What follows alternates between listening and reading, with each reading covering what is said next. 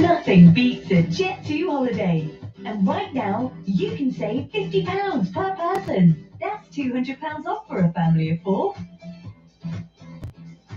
We've got millions. Ladies and gentlemen.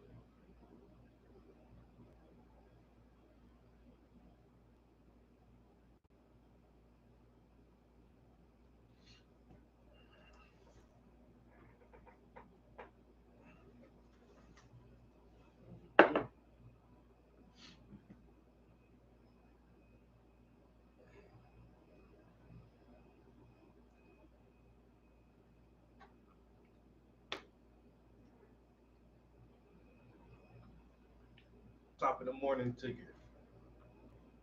Let me get a little breakfast in real quick before we start eating. Some fruit breakfast.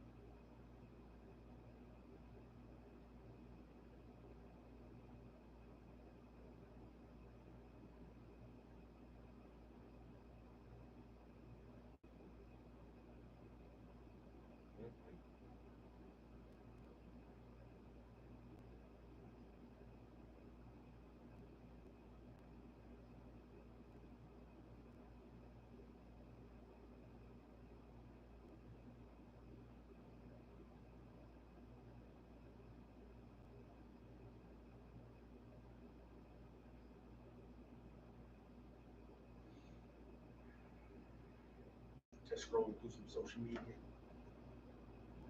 trying to find something funny.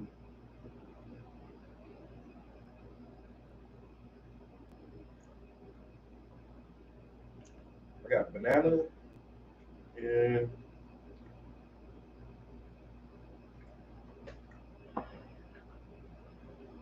mango.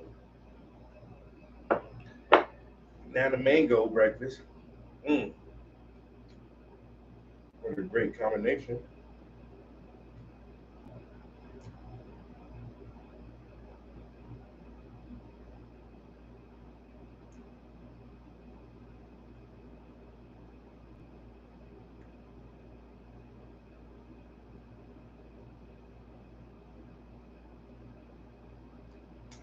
What the fuck is that? Bro. It was just a moth, but still, it was crawling right on me. Get off me, moth. Why are you in here? You're in here because my window has a crack in it. Sorry, little moth, but I can't. I don't like you crawling on me.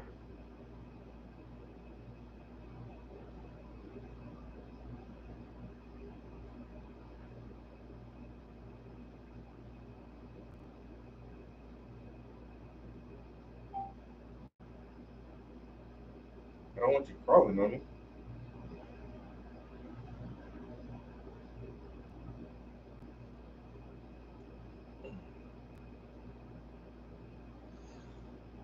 Okay. Uh-oh.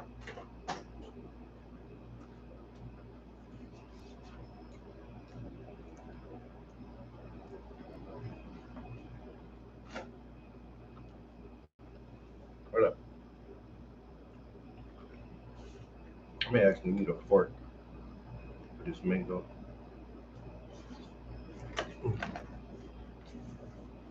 Go do that. I'll be right back.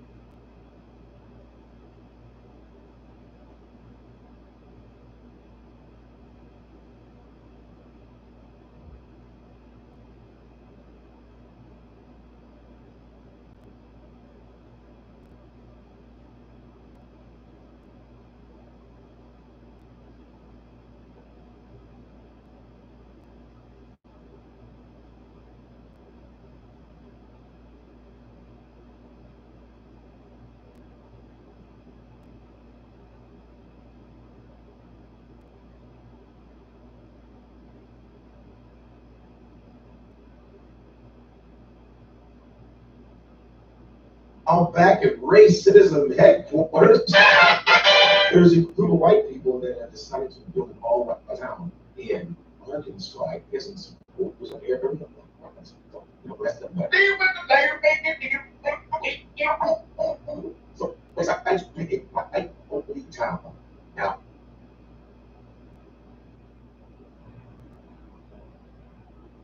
gang bang. I be outside with my gang. I'm from the new.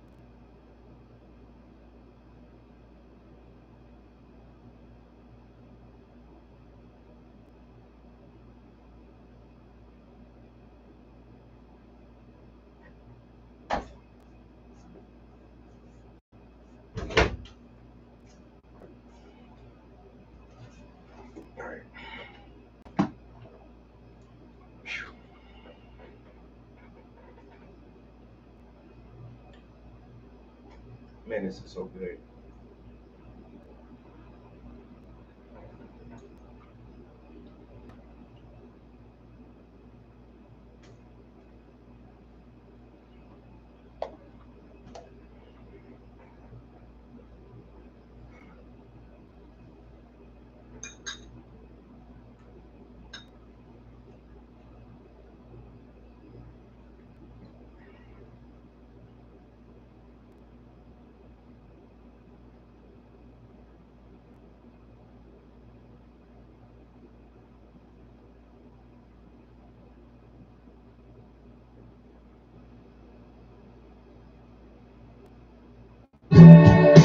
And I know it's gonna be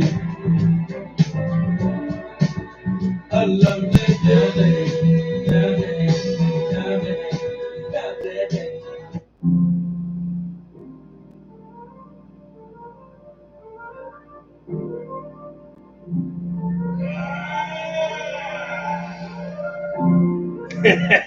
Oh shit. Here we go again.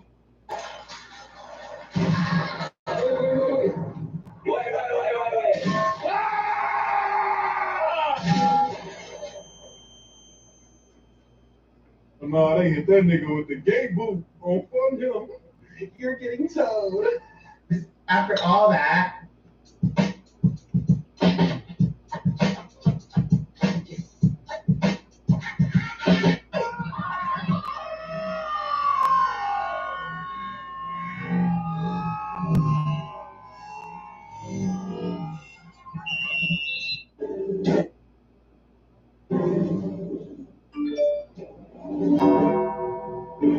Wet your ass. My head on fire. Put it out. Put it out. My head on fire. I can't feel. Hold on. Is my brain still here? Ouch. This nigga burnt on my line. Hey man, let me see that bottle. That gotta be gasoline. Either diesel.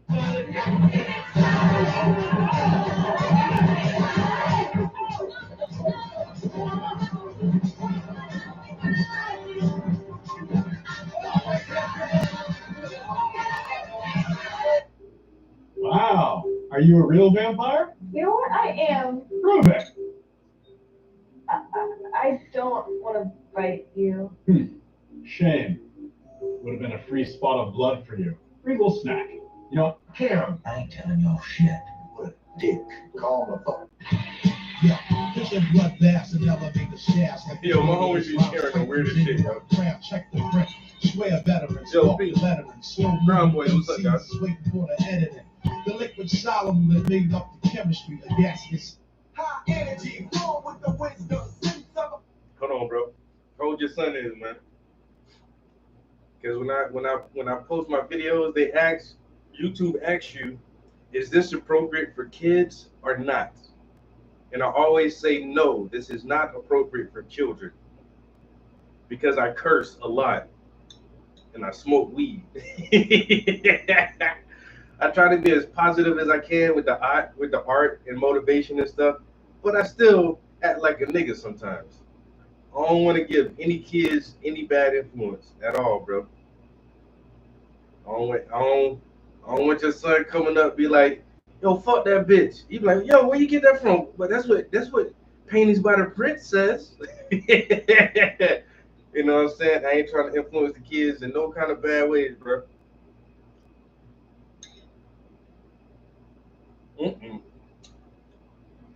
I curse a lot. And I'm talking a lot of dumb shit, bro. If you're old enough to decipher the good from the bad, hey, tell them to sign up and get a subscription. Because we going to be in here painting. But I'm bringing the fuckery with me for real. The niggerdom is on a level 10.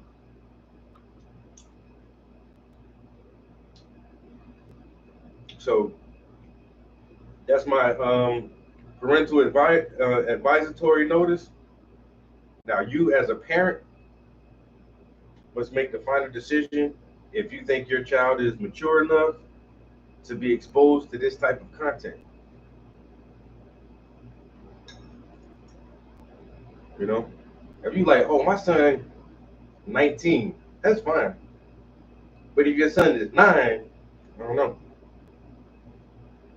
I just ain't trying to be a bad influence on nobody else's kids, bro. One of the little girls in my STEM program, she found my YouTube page, bro, and I was devastated. Cause she's like 7. She's like, Mr. Prince, you ain't told me you was a painter. How you know that? I saw your YouTube channel. Just thinking about it again, I really dropped my shit. Like I was so shocked. I was like, you what? What? You did what now? I saw your YouTube channel. I'm like, girl, don't you know that's not for kids? How did you? Why are you even? It says it's not for kids. Why are you watching that? I just saw you, and I just saw you was painting and like, no, no, thank you. Don't watch my YouTube channel, little girl. Don't watch that. I'm gonna tell your mama, you watching shit you ain't supposed to be watching. Only 7-year-old little girls watching this shit for sure. 18 plus for good measure. That's what I'm saying. If your son like 19, that's fine, bro. It's all gravy, baby. But kids, this ain't for kids, man. I talk too much bullshit in here, bro. I be on my bullshit too much. Cause it's funny. Cause it is funny.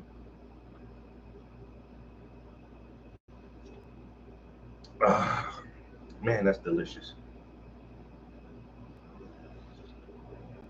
All right, had me a banana and a mango, and now I got me some good coffee.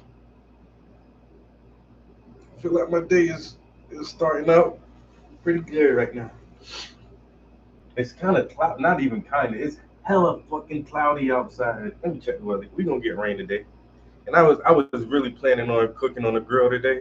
Well, the rain ain't gonna fucking stop me. It says off and on. It's gonna rain in a little while around 7, then it may stop around 8. It'll come back around 10. I probably don't cook until like, oh, then the sun comes back out at 6 o'clock, right before it fucking sets. But it says it's just gonna be a really cloudy day today. Oh, but there is a chance of thunderstorms when it do rolls in.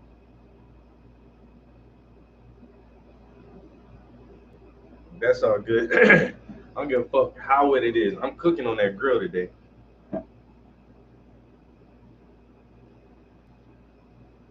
And so I got that new grill too. Well, I'm lighting that bitch up. Rain or shine, I don't give a damn. If it's thunderstorming, hey, it's just gonna have to rain on me while I cook my fucking burgers, bro. Period.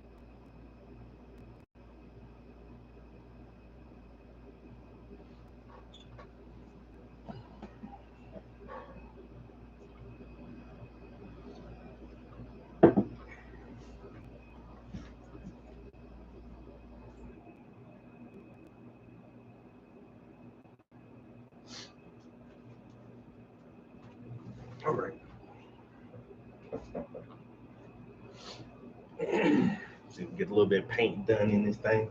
I wrote a song last night too. Um,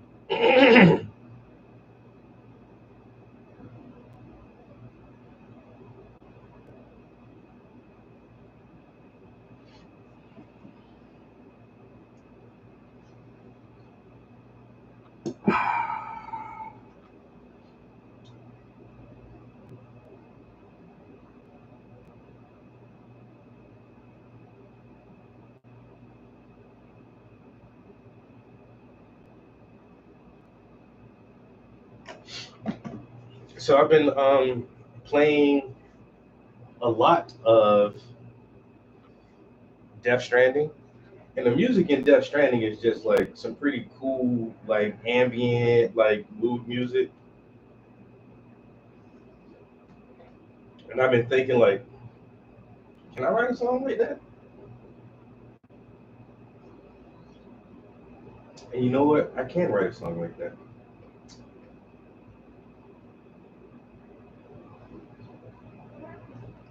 Oh, man.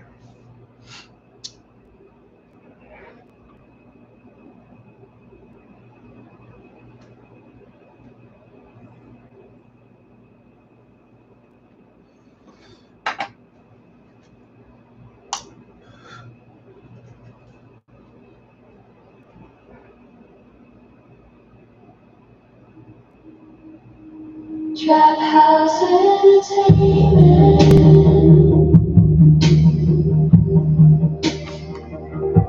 Everybody stuck in a dream. I fell asleep beneath the trees. Above the ground, below the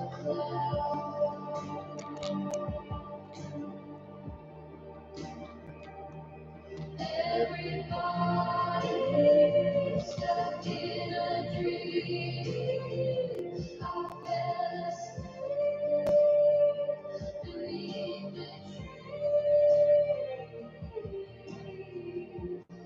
I feel the rain as it's coming down.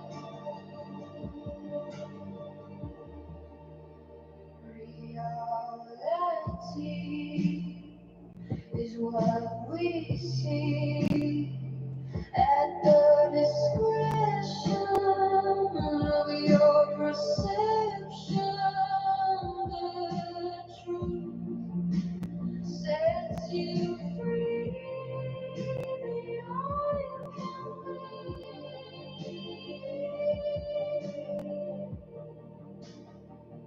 don't go. Your blessings and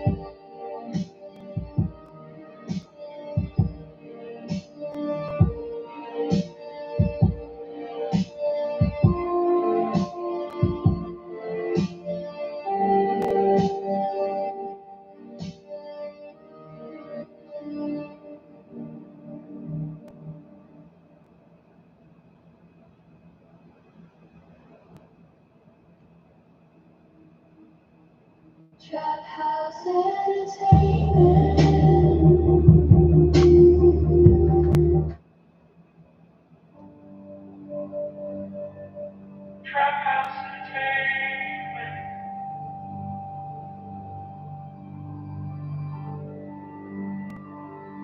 Everybody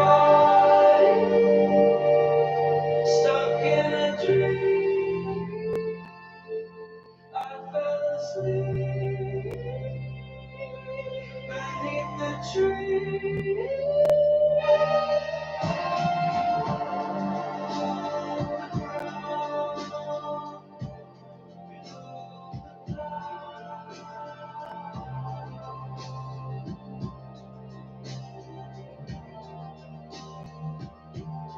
Everybody stuck in a dream. I fell asleep beneath the tree. I feel the rain as it's coming down.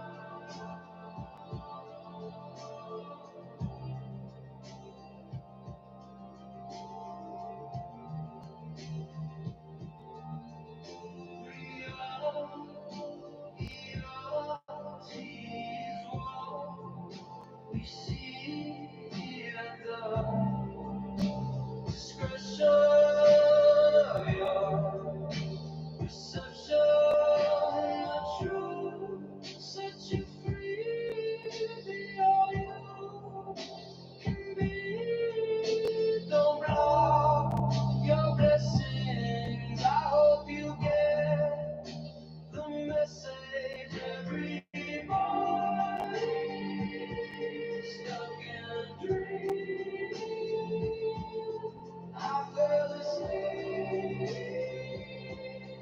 beneath the tree. I fell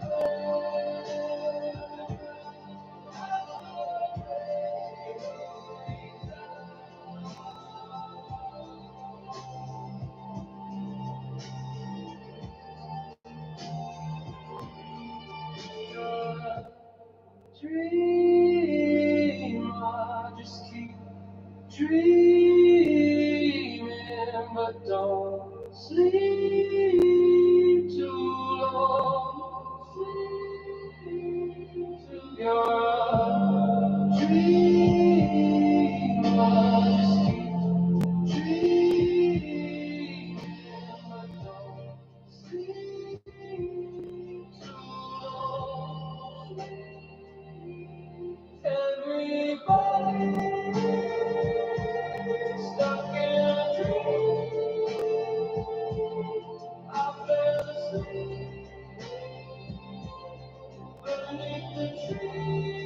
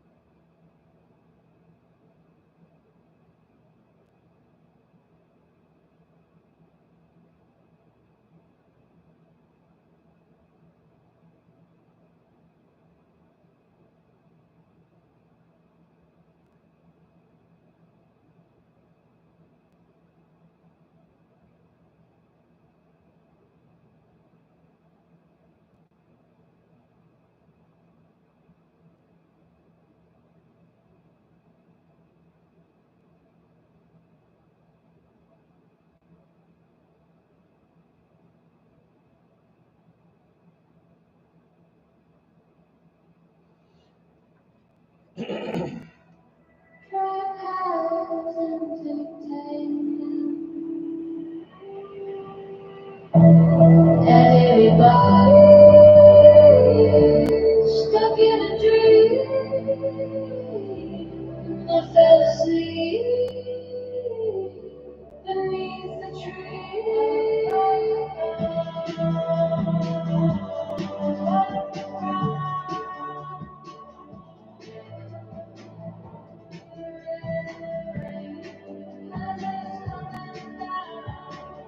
Reality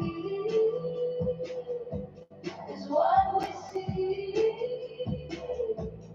at the discretion of your perception.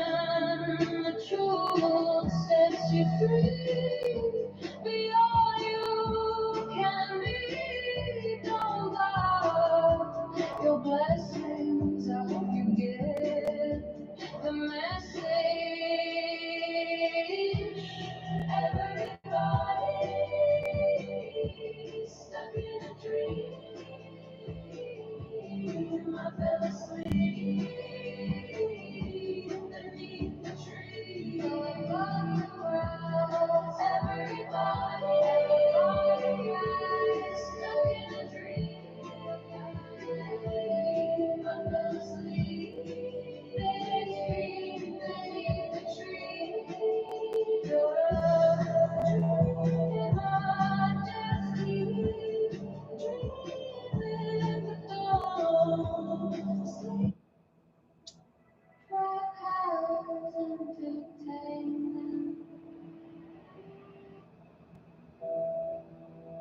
Trap house entertainment.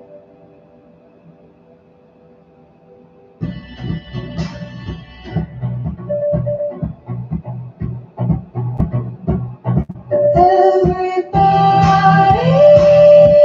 stuck in a dream.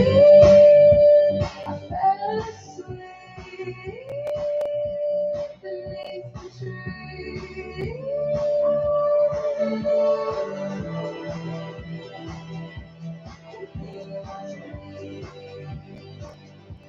I feel the rain as it's coming down. Reality is what we see. Discretion of your perception. The truth sets you free. Be all you can be. Don't go your blessings. I hope you get the message. Everybody stuck in a dream.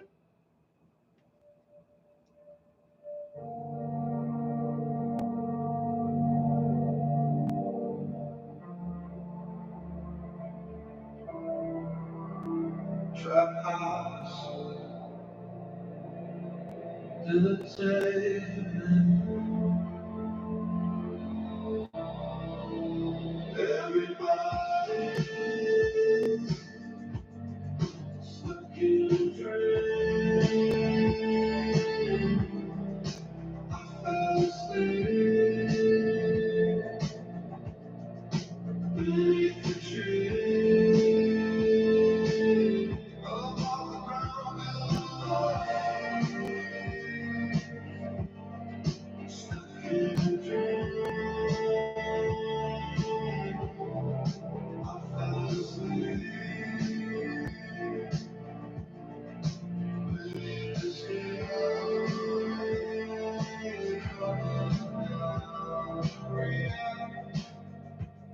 Reality is what we see here at the discretion of your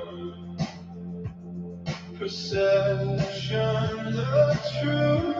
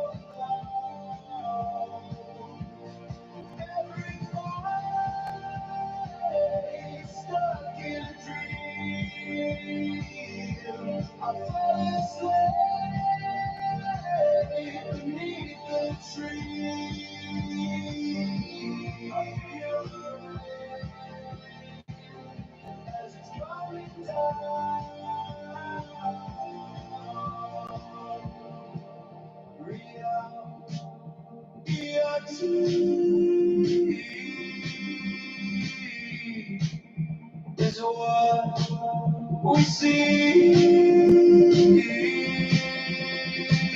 at the discretion of your perception. Truth sets you free. Be all you can be. Don't block your blessings. I hope you get the message.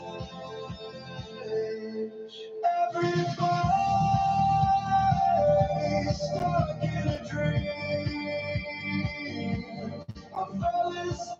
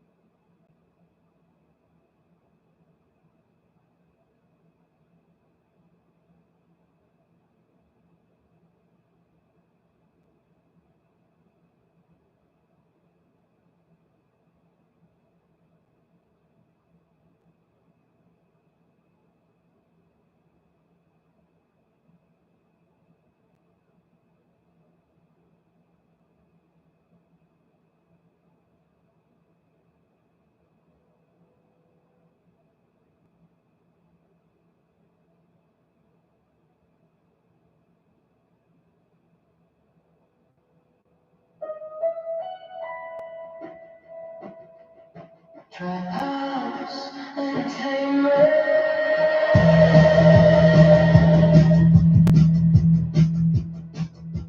Everybody's stuck in a dream.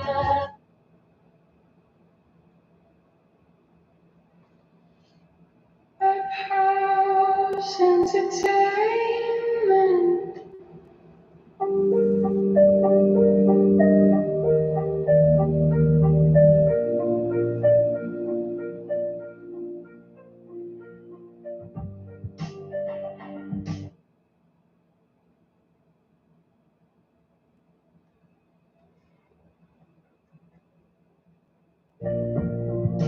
Everybody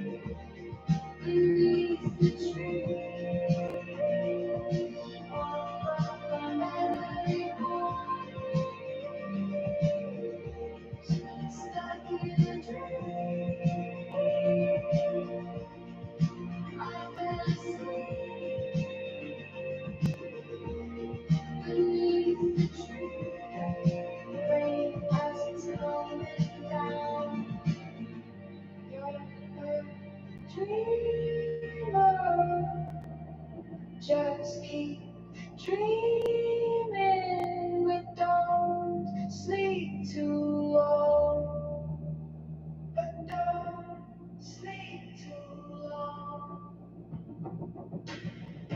You're a dreamer, just keep dreaming, but don't sleep too long. Don't sleep too long. Everybody's stuck in a dream. I fell asleep beneath the tree. Everybody's stuck in a dream. I fell asleep beneath the tree. I feel the rain as it's coming down.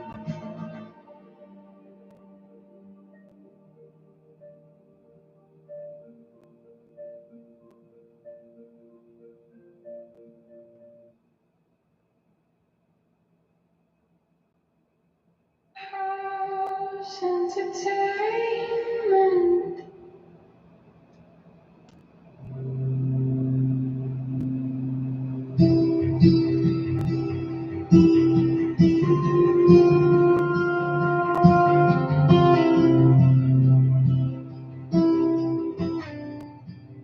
Trap house entertainment.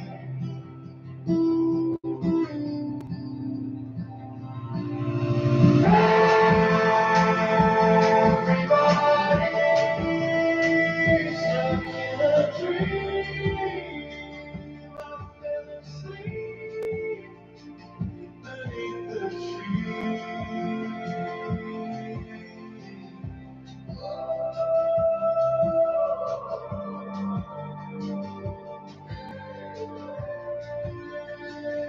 As it's coming down,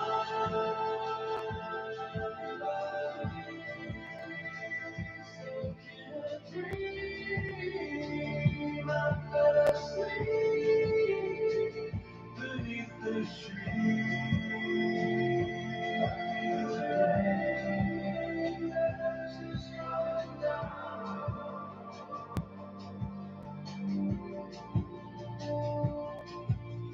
Read the reality.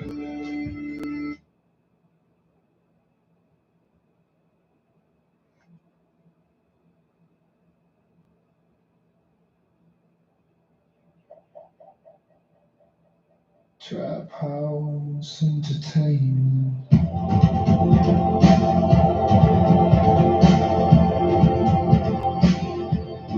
Everybody's stuck in a dream. I fell asleep beneath the tree.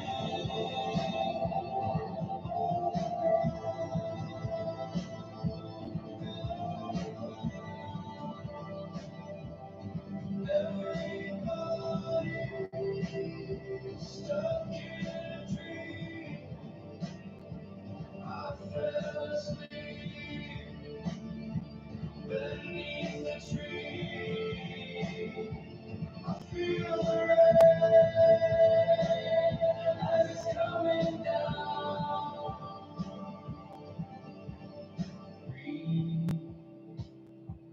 All I see is what we see.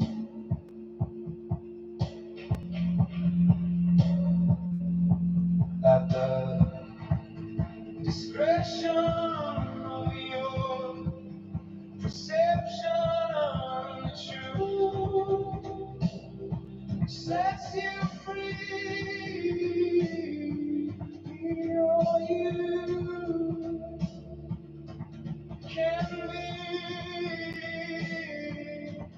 Don't block your blessings. I hope you get the message.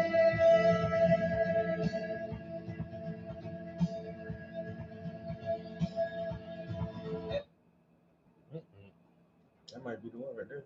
Hey, Wendy. What's up? Trap house. Wrote a new song last night. Just trying to get one that sounds good. So I think I've been playing too much Death Stranding. House entertainment.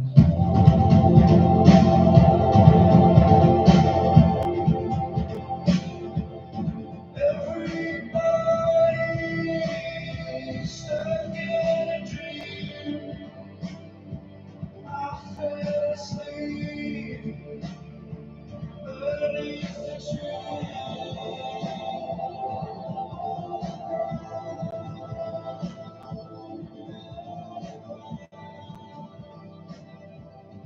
Everybody stuck in a dream. I fell asleep beneath the tree. I feel the rain as it's coming down. Yeah. This is. All I see is what we see.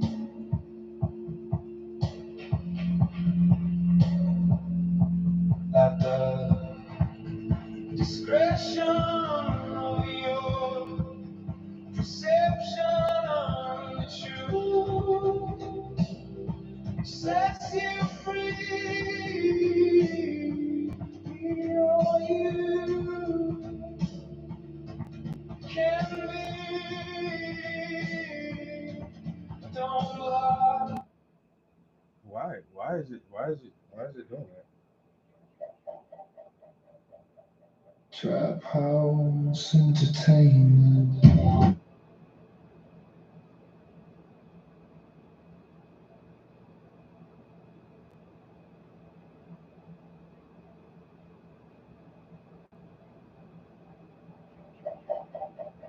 I don't know why it wouldn't play through Trap just now. house Let's see if we can. entertainment. Actually, I'm liking this one. If it'd just go all the way through. Everybody stuck in a dream. Can you hear that Trap House Entertainment? Yeah, I just wrote this last night. Beneath the tree.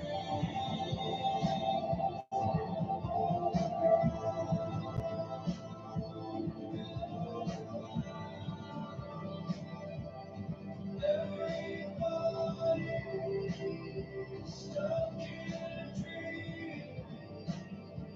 I fell asleep beneath the tree. I feel the rain as it's coming down.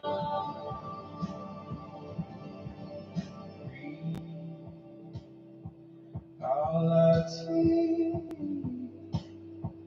is what we see.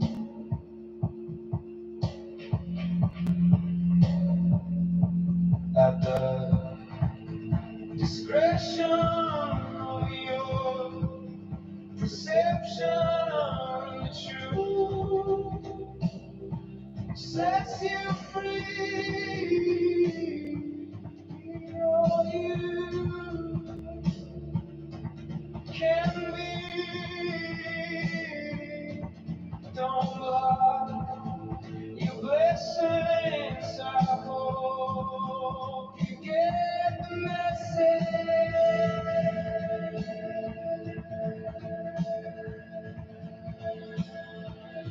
Everybody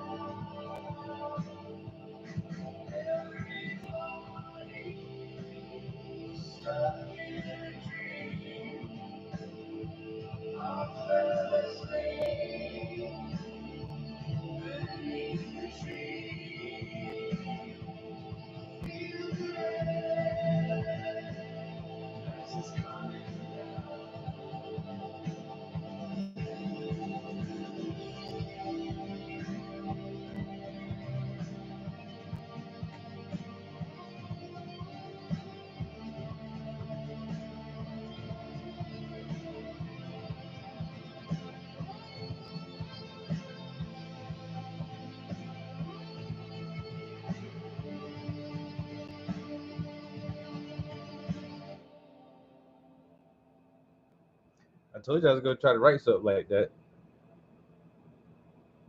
I really like this sound. It's called. I used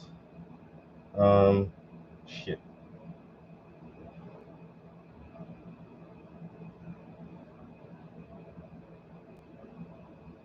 Um, Dream pop, indie folk, electronica, atmospheric, haunting, wonderful, and organic ambient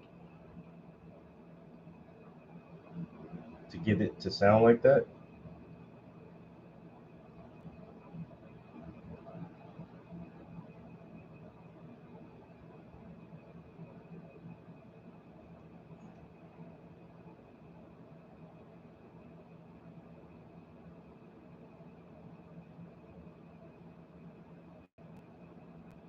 Everybody's stuck in a dream. I fell asleep beneath the trees, above the ground, below the clouds. Everybody's stuck in a dream. I fell asleep beneath the trees. I feel the rain as it's coming down. Reality is what we see at the discretion of your perception. The truth sets you free. Be all you can be. Don't block your blessings. I hope you get the message. And then the chorus comes back, and then the second verse is very short. You're a dreamer, keep on dreaming, but don't sleep too long. You're a dreamer, keep on dreaming, but don't sleep too long.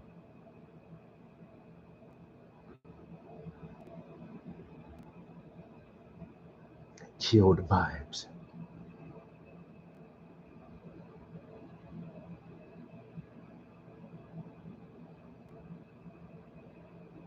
So this is song number one. I don't know if how long I can stick with this type sound, but I like it. Trap house entertainment.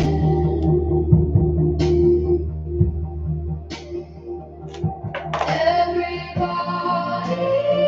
stuck in a dream. I fell asleep beneath the trees. Above the ground, below the clouds.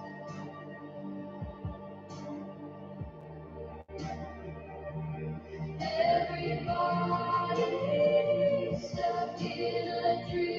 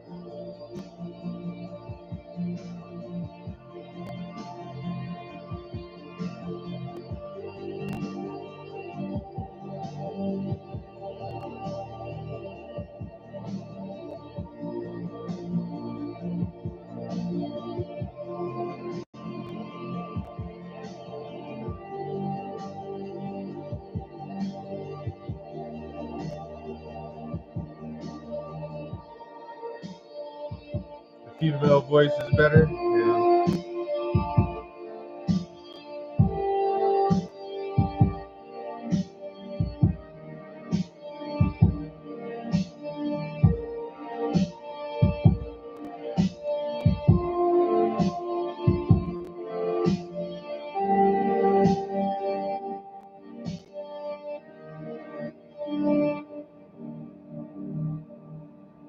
Mm. Very few words. It's very ambiguous too. That's what I figured out about that type of music. Uh, damn, how can I say this without sounding like an egotistical asshole? I can't. I can't say it any other way. That shit is just easy to write. Fuck out of here, bro. We got a new album out, bro. Your album is like 300 words, dude.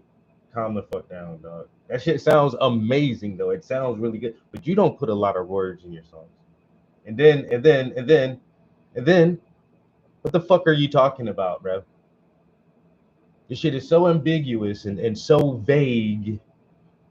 It can mean anything to anybody.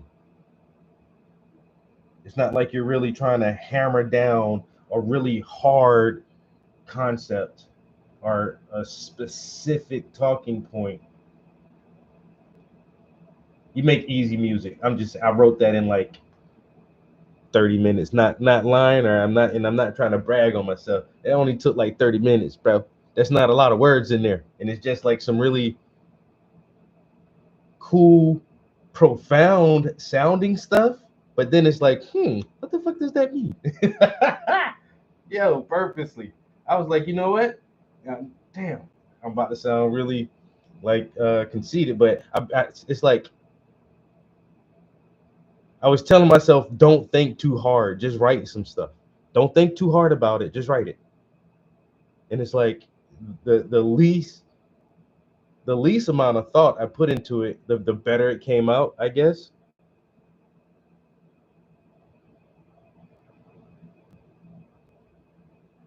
It is very soothing. It is. It is very gentle on the ears. But I think I could write an album like this. Just give me a couple days, man, and some vague concepts. That's kind of like my damn. Do I want to compare it to my bullshit rap? Because some of my bullshit raps, I don't talk about shit. I just try to make stuff rhyme, and it all leads to nowhere. The whole song is just like, that was words. That was a word salad, okay, and some of them rhymed, all right. And you said something that was funny, amazing, you know. But this type of music is just like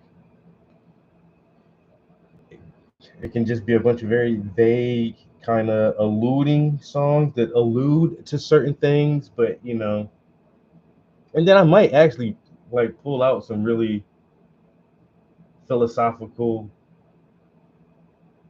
like deep thoughts in one of these songs.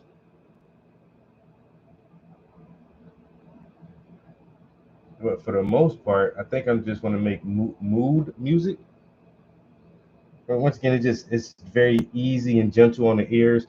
You don't really have to think deep into it. But if there are a set of words or a combination of words or a phrase that make you wonder, like, that is kind of interesting, then that's awesome too. That'd be awesome too. But if it's just something you can chill and study to, turn that shit on kind of midway, like you say, in the background while you're doing something else. It's more of a like a vibe than anything else. Can I get the vibes right?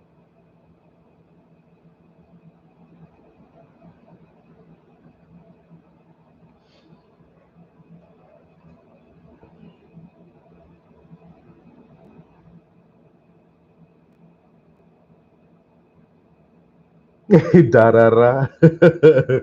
Damn. Hey, we might be on to something new, Wendy.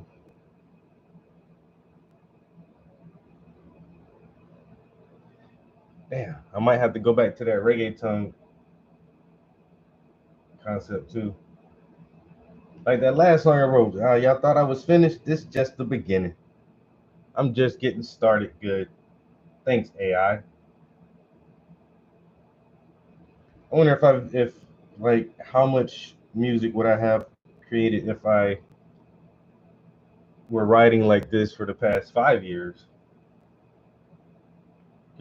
So I was reading some articles because this one artist that I really like, and he put out a new album this past week, but it's only 10 songs, and some of them are very short. And then like day one when the album dropped, people were like, "Oh, this shit is whack," blah blah blah blah blah. Like, what the fuck is this? And he's like, "Bro, just enjoy the music. It's just a quick little album with some old school vibes to it. It's like everything don't gotta be like super fucking deep all the time, bro. Just it's a fun album that me and the homies did real quick, and we just want to share it. Just like y'all critique everything to fucking death." So as that conversation was going on, people started talking about like other artists from his generation, like in his age group. It's like, yo, this dude is putting out music consistently. Where the fuck the rest of y'all at? And then y'all want to like motherfuckers want to goddamn criticize him for just trying to stay active and creative with the music. And some of y'all motherfuckers ain't even don't drop shit every 3 years, 4 years or something.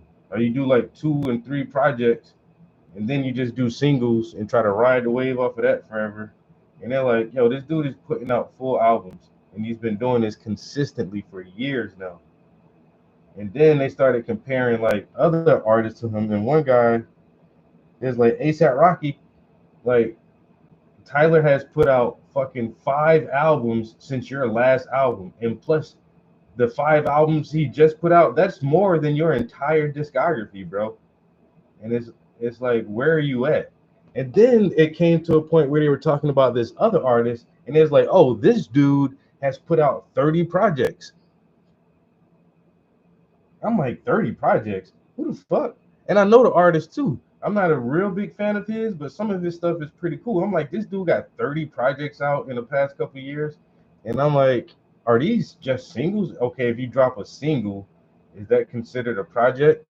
So I looked the dude up on Apple Music.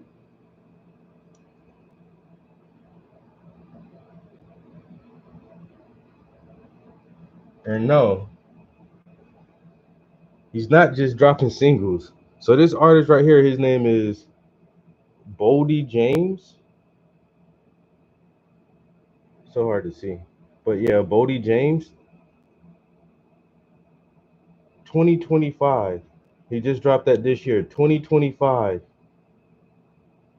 2025. 2025. 2025. 2025. Yo, this dude dropped 8 albums already this year. All this stuff is from 2025. And then I was like, are these singles? Then you click on it. No, it's not a single. That's fucking 13 tracks. Okay, and then is this just a single? No, it's not. There's another fucking 13 tracks for you. He got some features on there, but I get it. This album right here, 11 tracks. And I haven't listened to any of this stuff from this year. So I think I'll give myself my own music a break and check out some of his stuff, because this dude has been very active this year. He dropped 8 albums in 2025. And other artists can't even get an album out every fucking 3 or 4 years. And this dude is dropping like 40 fucking songs, 50 songs in a couple of months. I'm taking a bathroom break.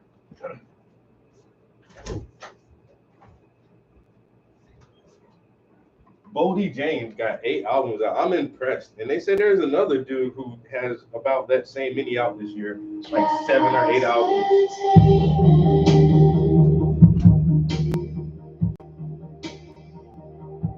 Everybody's stuck in a dream. I fell asleep beneath the trees above the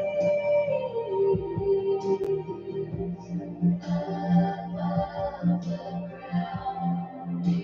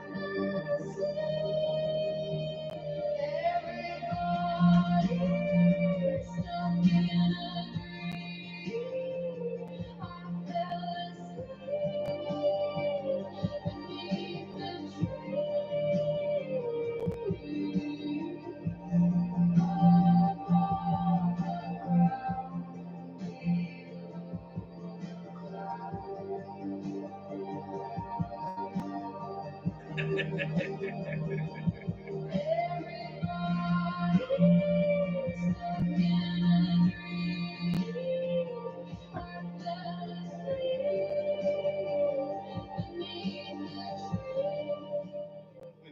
know somebody just like that.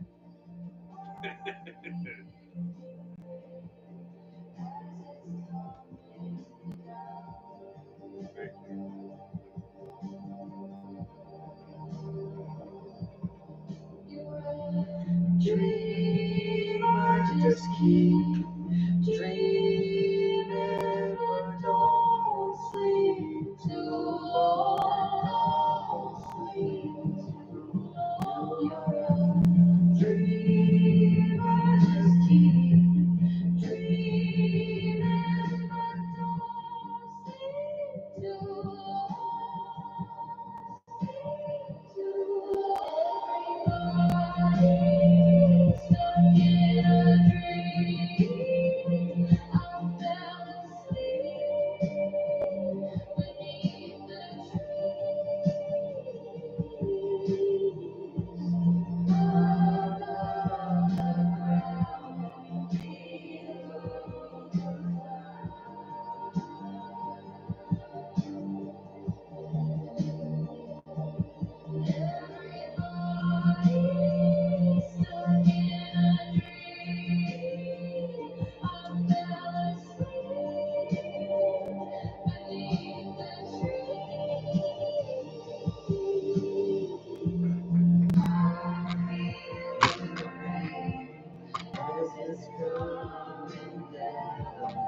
Hey, good morning, everybody. Trying to work out this little bit of wood grain right here. See if we get some of these wood grain lines in there.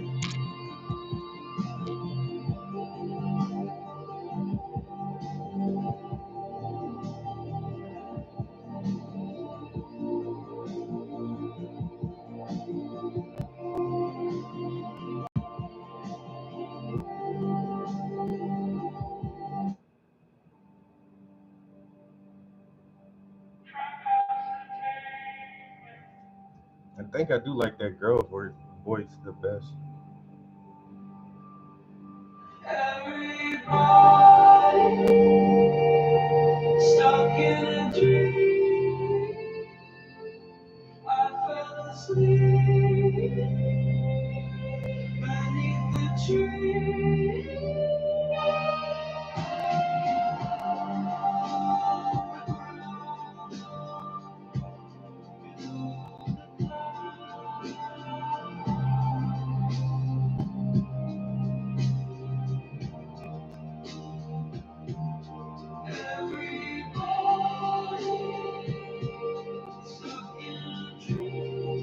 Oh, I fell asleep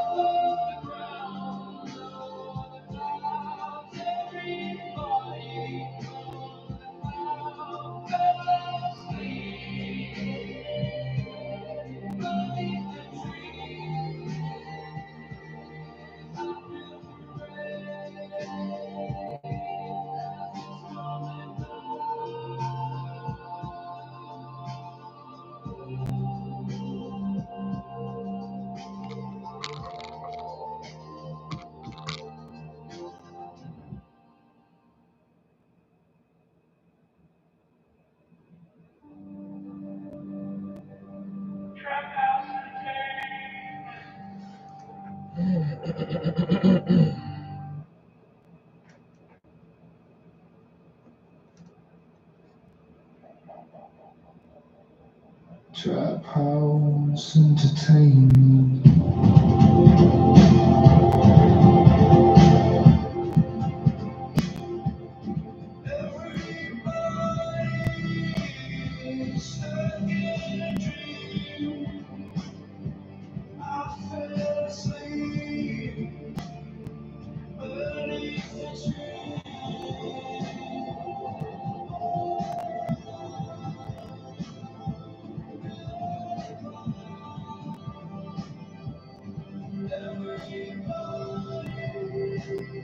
Stuck in a dream, I fell asleep beneath the tree. I feel the rain as it's coming down.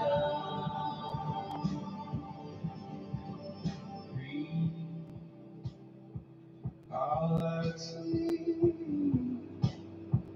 is what we see.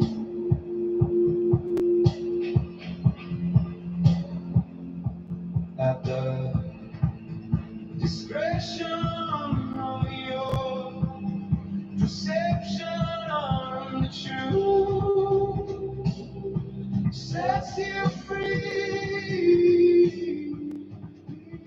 You can be. Don't block your blessings. I hope you get the message.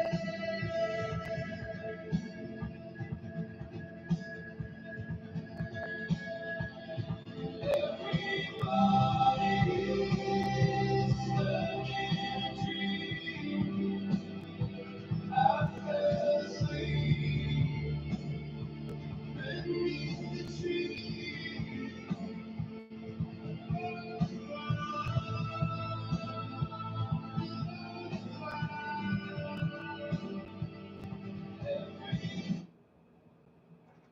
I got a bunch of credits left. I'm just fucking around with this shit now. I do think I like that girl version the best. Trap House Entertainment. Everybody's stuck in a dream.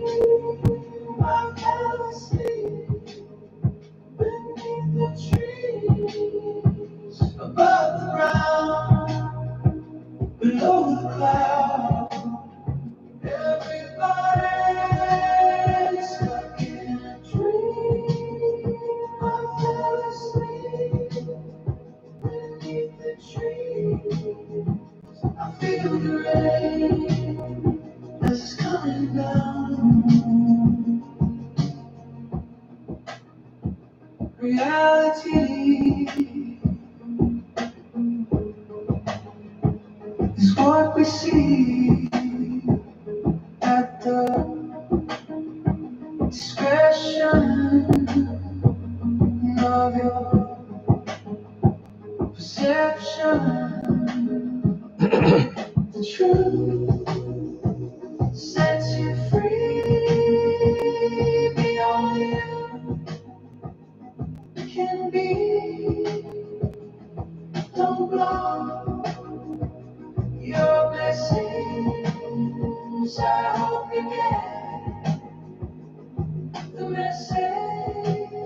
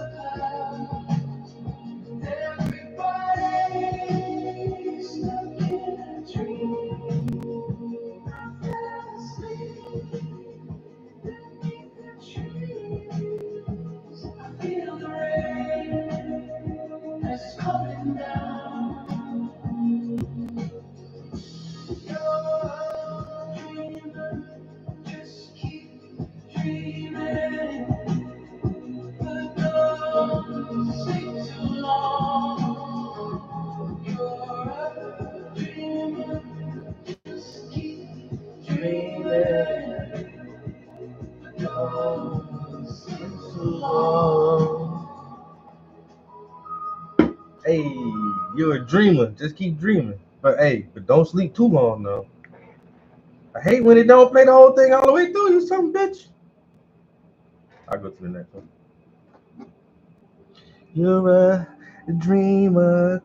Just keep dreaming. Oh, they gave us another girl. A girl voice.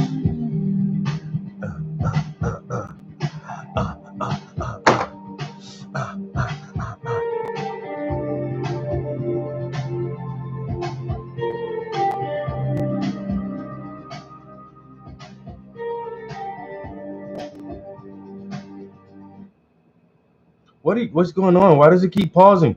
I'm not even touching anything. Just fucking play the song, bro.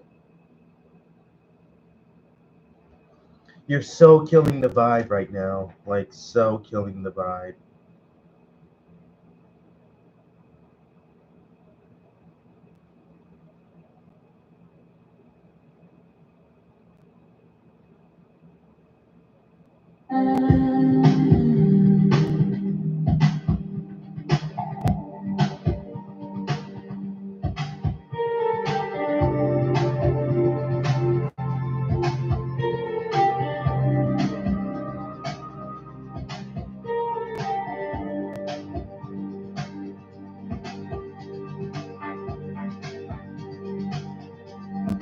Everybody's stuck in a dream.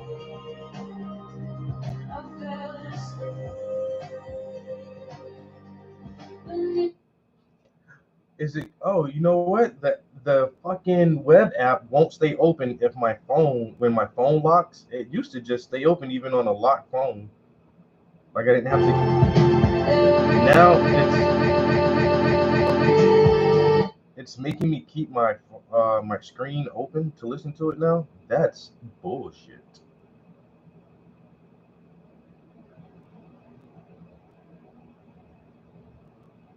Why does oh my god, they changed so much. Whatever this new update was with Suno, it changed a lot.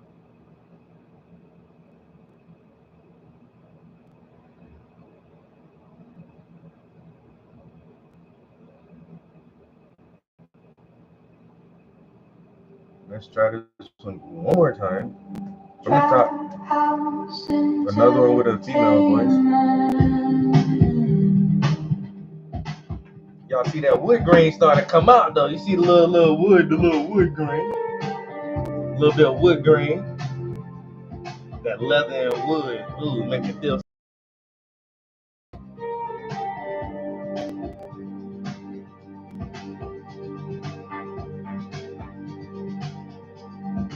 Everybody's stuck in a dream. I fell asleep beneath the trees above the ground, below the clouds. Everybody's stuck in a dream.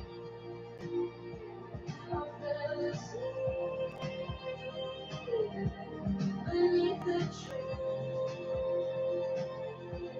I feel the rain. I just coming down. Reality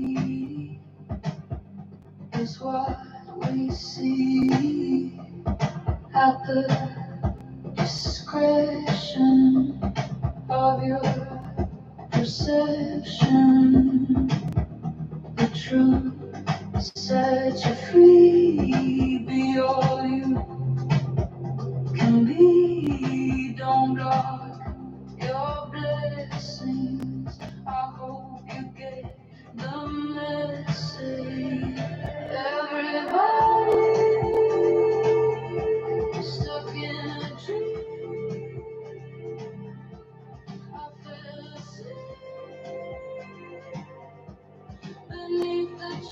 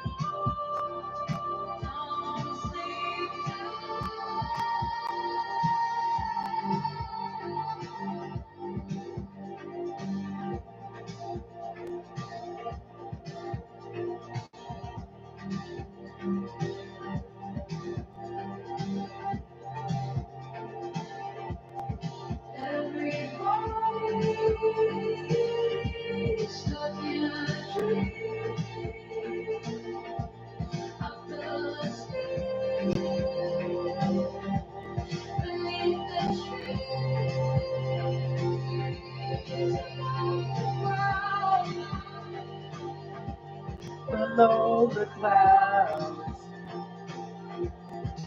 Everybody stuck in a tree. I feel the beneath the tree. I feel the rain as it's coming down.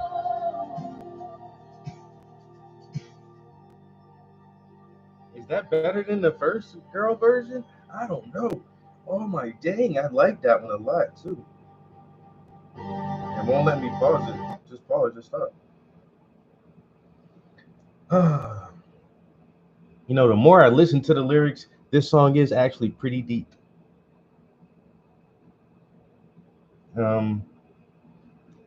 It's talking about our own perception of the world, our own viewpoint, our own personal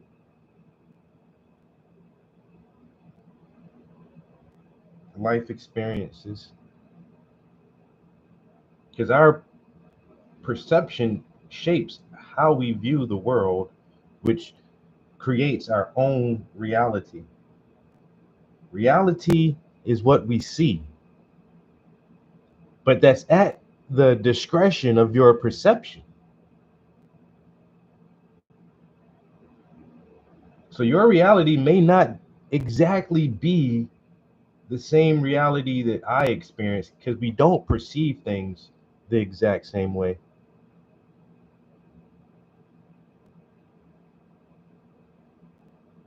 But sometimes we have to all get on the same wavelength because there is only one reality and we all have to share this reality together. So even if I fall asleep, you know, in the trees and I'm in my dream, I can still feel the rain coming down.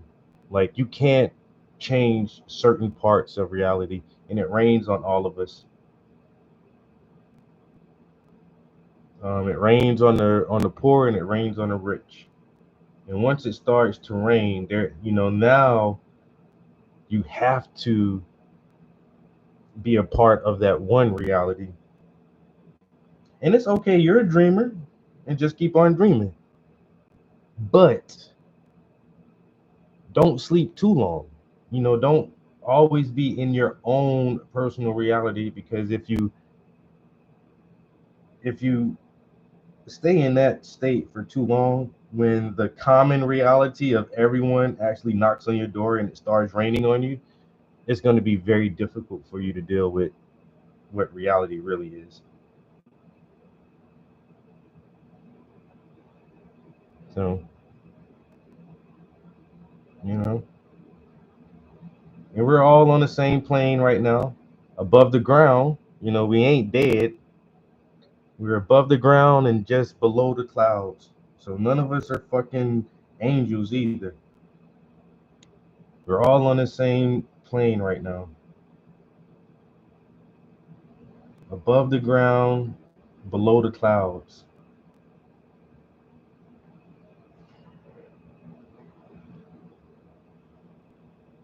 And even though I fell asleep beneath the trees, I can still feel the rain when it's coming down. I ain't no fucking dummy. Something has changed.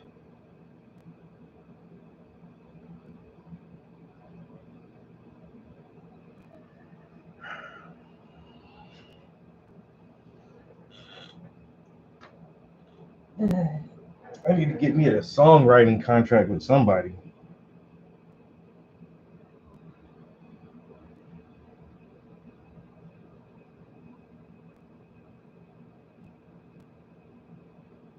Somebody need to pay me for some of this material, man.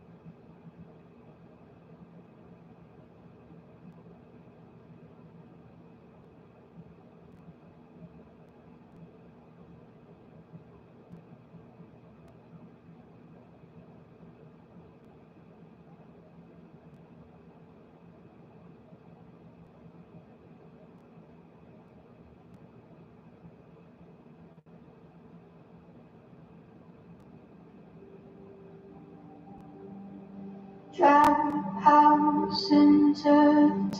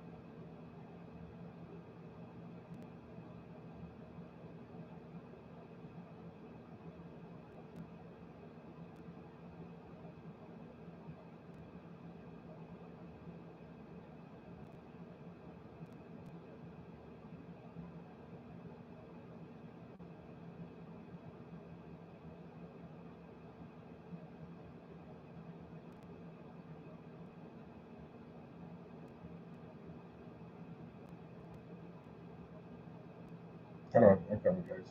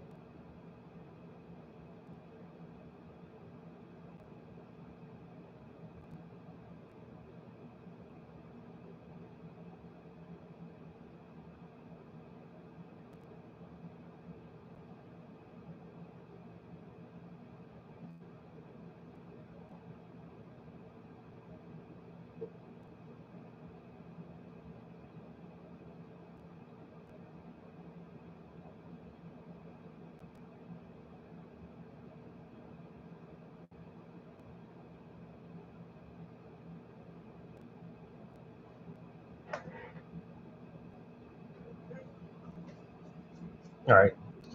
Getting some feedback real quick from somebody. I didn't think they were up this early.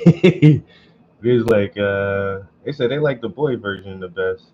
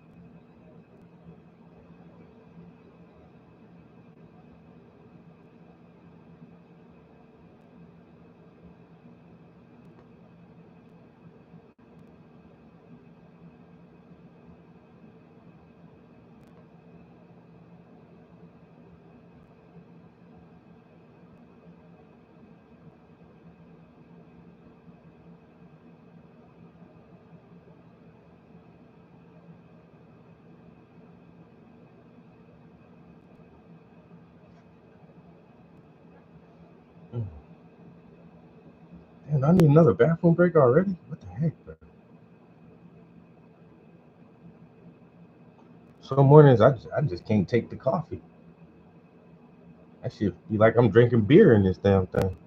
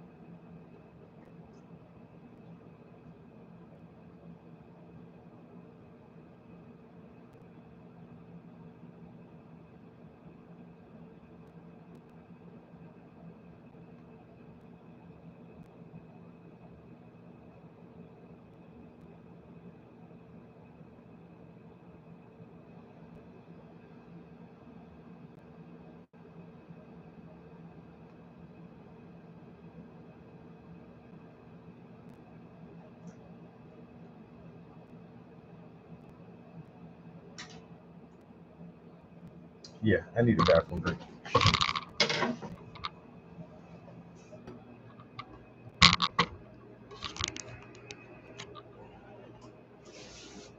Sip some coffee before I go though.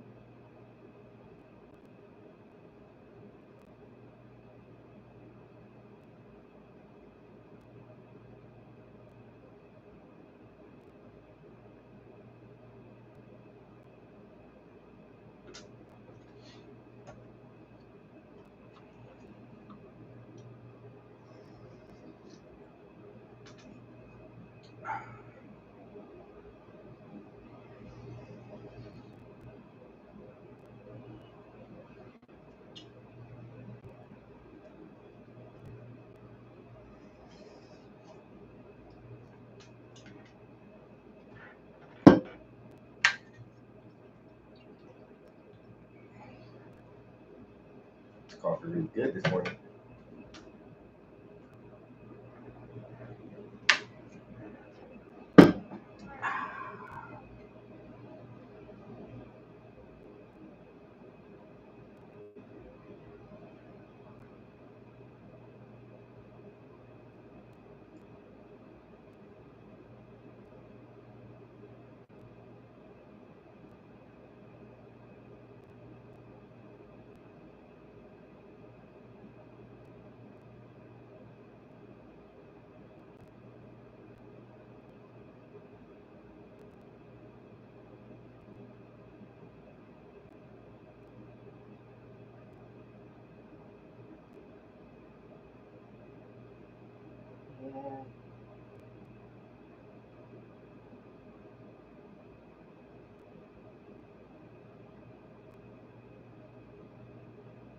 I don't know if I really like that one.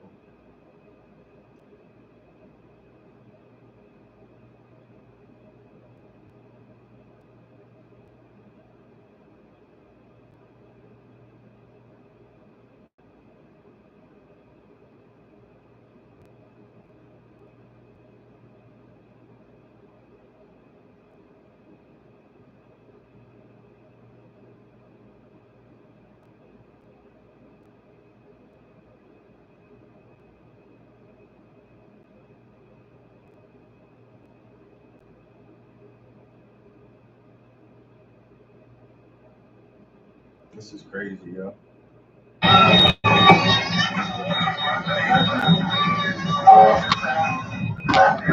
Airplane on fire.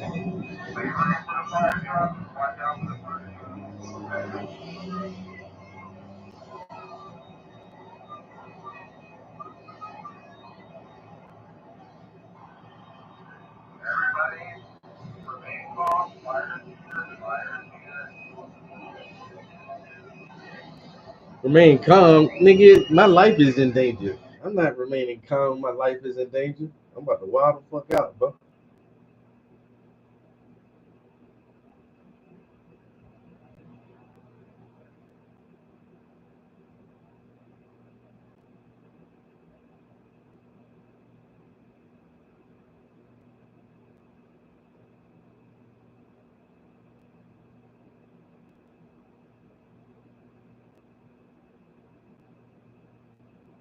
I am about to wild out.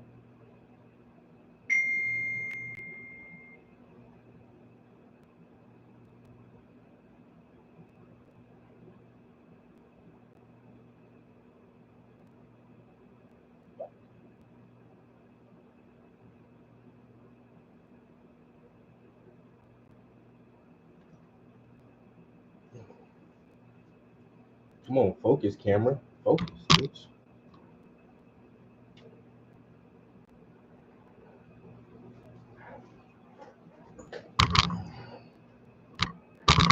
Camera don't want to focus. Can you not focus, camera?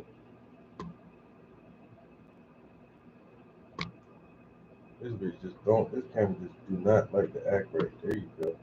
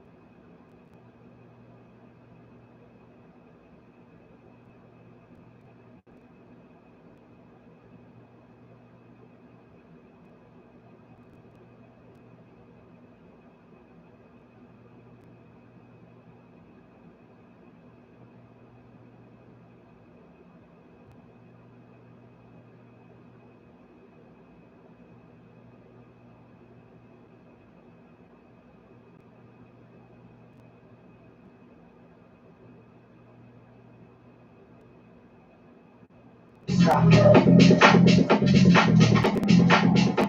Take 2 turns up on speed, stop. Take 2 turns up on speed, stop.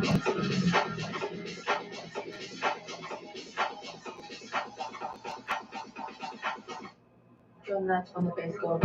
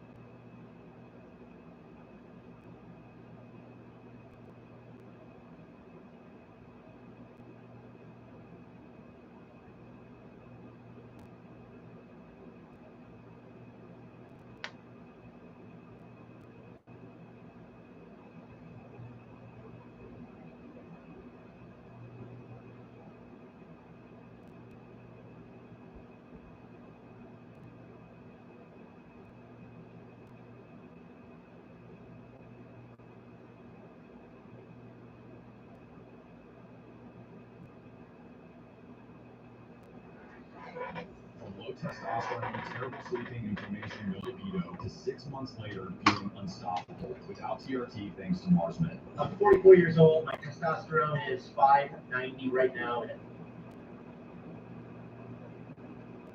It that we'll have AGI by 2030. Some interesting questions around that. How will we actually know that we got there? And what may be the move 37 of AGI? My estimate is sort of 50% chance in the next 5 years. So, by 2030, let's say. And so I think there's a good chance that could happen. Part of it is what is your definition of AGI? Of course, people are arguing about that now.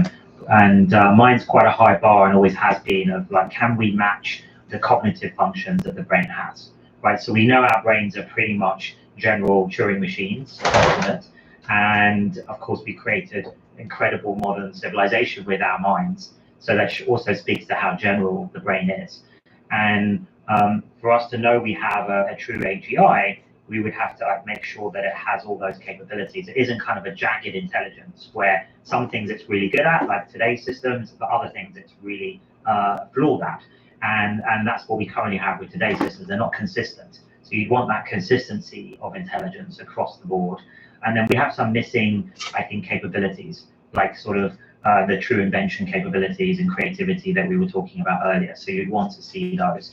How you test that? I think you just test it. One way to do it would be kind of brute force test of tens of thousands of cognitive tasks that we know that humans can do, and maybe also make the system available to a few hundred of the world's top experts, the Terence Taos of each subject area, and see if they can find, give them a month or two and see if they can find an obvious flaw in the system. And if they can't, then I think you're pretty, you can be pretty confident we have a fully general system.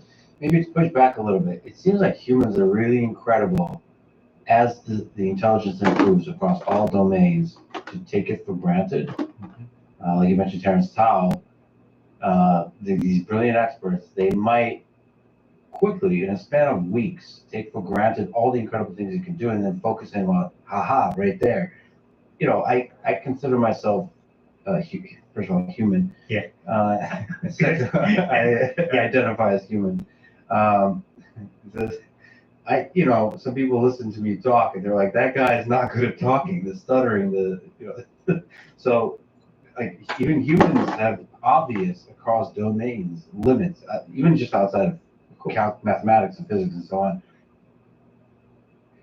I wonder if it will take something like a Move 37, so on the positive side versus like a barrage of 10,000 cognitive tasks, where it would be 1 or 2 where it's like, holy shit, this is I think special. exactly. So I think there's the sort of blanket testing to just make sure you got the consistency, but I think there are the sort of lighthouse moments like the Move 37 that I would be looking for. So one would be inventing a new conjecture or a new hypothesis about physics, like Einstein did.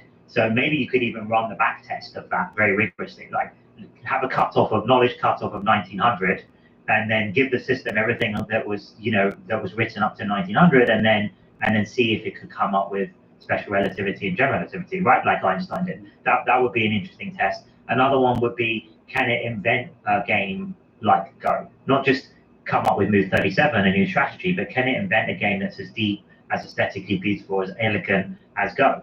And those are the sorts of things I would be looking out for, and probably a system being able to do several of those things, right? For it to be very general, not just one domain. And so I think that would be the signs, at least that I would be looking for, that we've got a system that's AGI level. And then maybe to fill that out, you would also check the consistency, make sure there's no holes in that system either. Yeah, something like a new conjecture or scientific discovery. That would be a cool feeling. Yeah, amazing. So it's not just helping us do that, but actually coming up with something brand new. And you would be in the room for that. And so it would be like probably 2 or 3 months before announcing it. Mm-hmm. And you would just be sitting there trying not to. What is wrong with you? What's it to you? You just threatened the raid. This woman. Something like that. Exactly. It's like, what is this amazing new, physics idea? And then we probably check it with world experts in that domain, right? And validate it and kind of go through its workings. And I guess it would be explaining its workings too. Be an amazing moment. Do you worry that we, as humans, even expert humans like you, might miss it?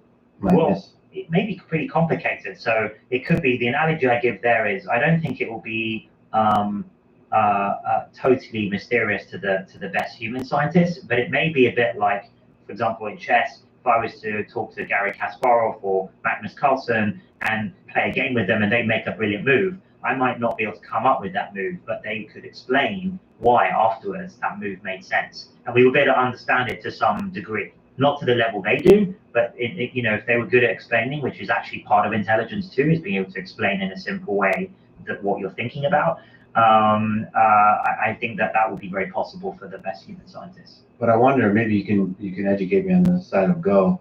I wonder if there's moves from Magnus to Gary where they at first will dismiss it as a bad move. Yeah, sure, it could be. But then afterwards they'll figure out with their intuition that why this works, and then empirically, the nice thing about games is, one of the great things about games is it's a sort of scientific test. Do you win the game or not win? And then that tells you, okay, that move in the end was good, that strategy was good, and then you can go back and analyze that and explain even to yourself a little bit more why, explore around it, and that's how chess analysis and things like that works. So perhaps that's why my brain works like that, because I've been doing that since I was 4. And you're trained, it's sort of hardcore training in that way. But even now, like when I generate code, this kind of nuanced, fascinating contention that's happening, where I might at first identify as a set of generated code as incorrect in some interesting, nuanced ways. But then I'm always have to ask the question, deeper insight here that I'm the one who's incorrect. And that's going to, as systems get more and more intelligent, you're going to have to contend with that. It's like, what do you, is this a bug or a feature what you just came up with? Yeah, and they're going to be pretty complicated to do, but of course it will be, you can imagine also AI systems that are producing that code or whatever that is, and then human programmers looking at it, but also not unaided with the help of AI tools as well. So it's going to be kind of an interesting, maybe different AI tools to the ones that they're more, kind of monitoring tools to the ones that generated it. So if we look at an AGI system, sorry to bring it back up, but AlphaEvolve. So AlphaEvolve enables, on the programming side, something like recursive self-improvement, potentially. Like what, if you can imagine what that AGI system, maybe not the first version, but a few versions, what does that actually look like? Do you think it will be simple? Do you think it will be something like a self-improving program in a simple one? I mean, potentially that's possible, I would say. I'm not sure it's even desirable because that's a kind of like hard takeoff scenario. Yeah. But these current systems like AlphaEvolve, they have, human in the loop deciding on various things. They're separate hybrid systems that interact. One could imagine eventually doing that end to end. I don't see why that wouldn't be possible, but right now, I think the systems are not good enough to do that in terms of coming up with the architecture of the code. And again, it's a little bit connected to this idea of coming up with a new conjectural hypothesis. How that they're good if you give them very specific instructions about what you're trying to do. But if you give them a very vague, high-level instruction, that wouldn't work currently. And I think that's related to this idea of invent a game as good as Go. Right? Imagine that was the prompt. That's pretty underspecified, and so the current systems wouldn't know, I think, what to do with that, how to narrow that down to something tractable. And I think there's similar, look, just make a better version of yourself. That's too unconstrained. But we've done it, and as you know, with AlphaVold, things like faster matrix multiplication. So when you hone it down to a very specific thing you want, it's very good at incrementally improving that. But at the moment, these are more like incremental improvements, sort of small iterations. Whereas if you wanted a big leap in understanding, you need a much larger advance. Yeah, but it could also be sort of the pushback against hard takeoff scenario. It could be just a sequence of incremental improvements, like matrix multiplication. Like it has to sit there for days thinking how to incrementally improve a thing, and that it does so recursively. And as you do more and more improvement, it'll slow down. Right. So there would be the path to AGI won't be it'll be a gradual improvement over time. Yes. If it was just incremental improvements, that's how it would look. So the question is, could it come up with a new leap, like the Transformers architecture? Yeah. Right? Could it have done that back in 2017 when we did it and Brain did it? And it's not clear that these systems. So, doesn't that cloud look like a giraffe? Yeah. And that one looks like a weird bird. A puffin, like our insurance mascot. Speaking of the policy puffin, any update on our insurance claim? No, not yet. Some insurance companies are known for their mascots. At NGM, we're known for putting our policyholders first. Want to put the tarp back up there? I'll go get the ladder. No jingles or mascots, just great insurance. NJM. Shop Raymore and Flanagan now and save up to 20% on your purchase during the Buy More, Save More sale. Get 10, 15, or 20% off. You're in charge of the savings. Only during the Buy More, Save More sale at Raymore and Flanagan.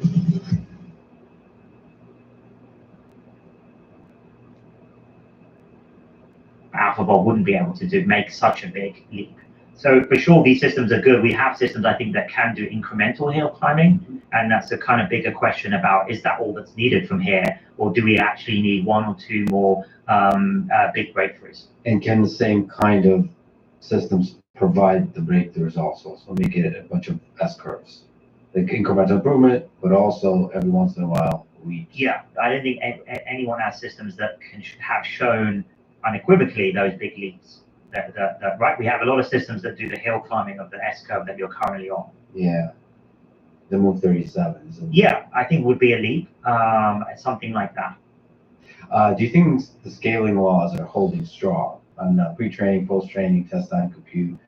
Do you, on the flip side of that, anticipate AI progress? We certainly feel there's a lot more room just in the scaling. So actually all steps, pre-training, post-training, and inference time. So there's sort of three scalings that are happening concurrently. And it's about how innovative you can be. And we pride ourselves on having the broadest and deepest research bench. We have amazing, incredible researchers and people like Noam Shazir, who came up with Transformers, and Dave Silver, who led the AlphaGo project, and so on. And it's that research base means that if some new breakthrough is required, like an AlphaGo or Transformers, I would back us to be the place that does that. So I actually quite like it when the terrain is harder, right? Because then it veers more from just engineering to true research, and research plus engineering, and that's our sweet spot. And I think that's harder. It's harder to invent things than to fast follow. And so we don't know. I would say it's kind of 50-50 whether new things are needed or whether scaling the existing stuff is going to be enough. And so in true kind of empirical fashion, we're pushing both of those as hard as possible. The new blue sky ideas, and maybe about half our resources on that, and then scaling to the max the current capabilities. And we're still seeing some fantastic progress on each different version of Gemini. That's interesting the way you put it in terms of the deep bench.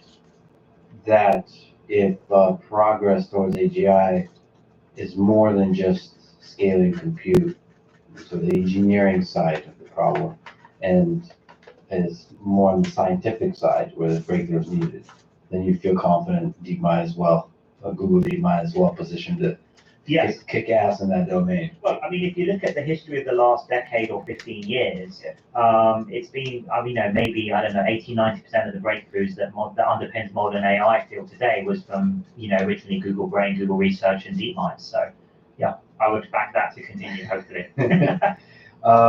So on the data side, are you concerned about running out of high quality data, especially high quality human data? I'm not very worried about that, partly because I think there's enough data, and it's been proven to get the systems to be pretty good.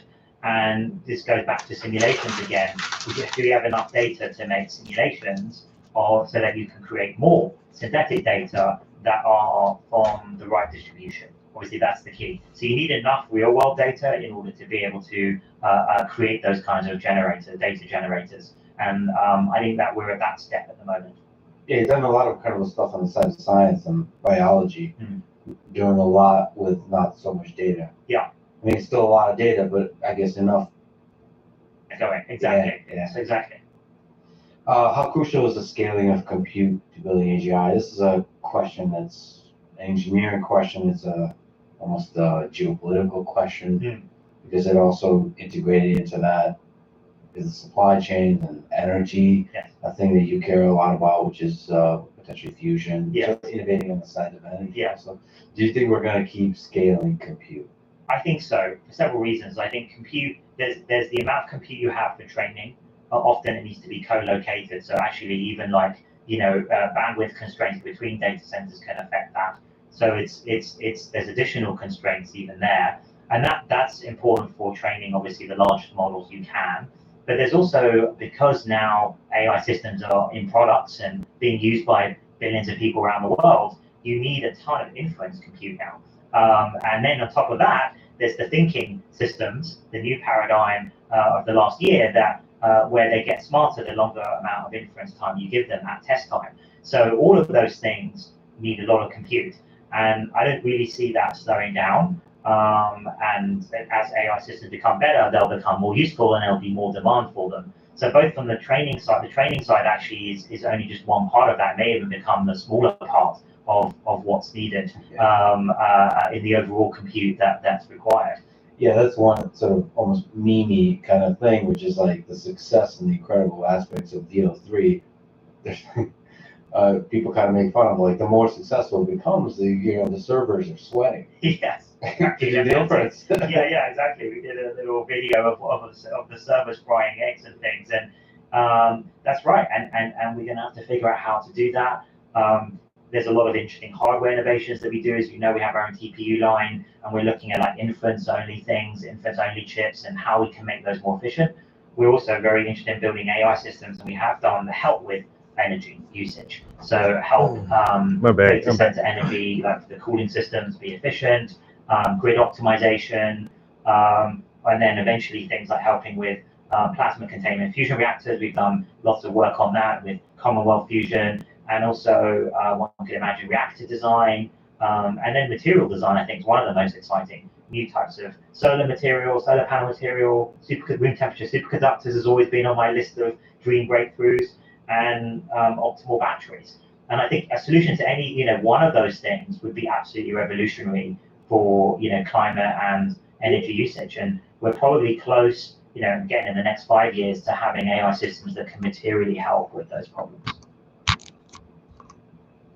In the next 5 years,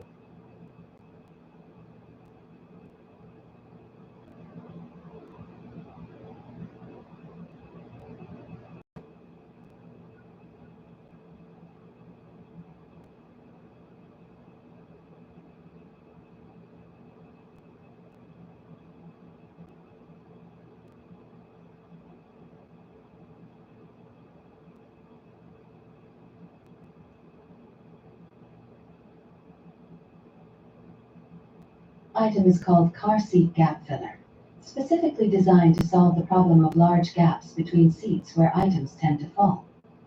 Putting it into the gap, it not only looks nice, but also provides easy access for storing small items like your phone or keys.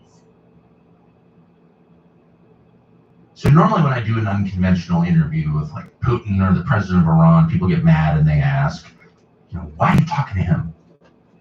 It's one of those very rare, maybe unique circumstances where people ask you, Yes. why are you talking to him? Yeah. And people are going to get mad. People are going to get very angry, I know. And your producers had been reaching out trying to get me to talk to you for at least a year and a half. And my feelings toward coming on your show went from I would never in a million years to kind of giving myself the opportunity to listen to your podcast to figure out who you really are. Because, of course, I had very strong thoughts about who you are. Really? Yeah, but I realized that it was based on clips that I would watch of you that had gone viral. And they had gone viral because they were offensive, or you had said something that was viral, like syphilis is viral. I mean, pretty much. I mean, you should think of it that way because it was mostly painting you in a very negative light.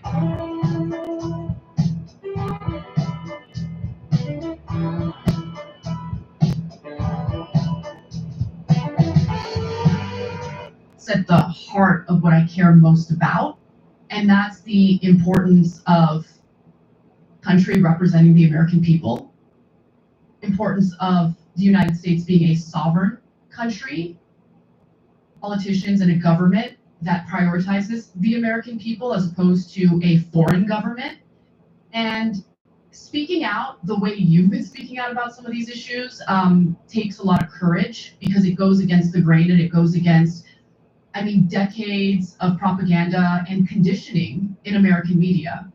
And so to me, that you and I share made me a lot more open-minded to coming on this show, because I do think that friends across the political spectrum need to find areas of agreement, especially as it pertains to making this country better, so we can apply appropriate pressure on our politicians and get them to represent us, regardless of the corruption, regardless of the influence of foreign governments. At the end of the day, these politicians are nothing if it isn't, if it weren't for the American people, right? So like right now, what's really interesting is in Congress, it appears that there's this bipartisan effort to force a vote to release the Epstein files. Yes. And the only reason why that's happening is because there's a very loud and aggressive portion of the MAGA base that's demanding it, and they're not letting it go.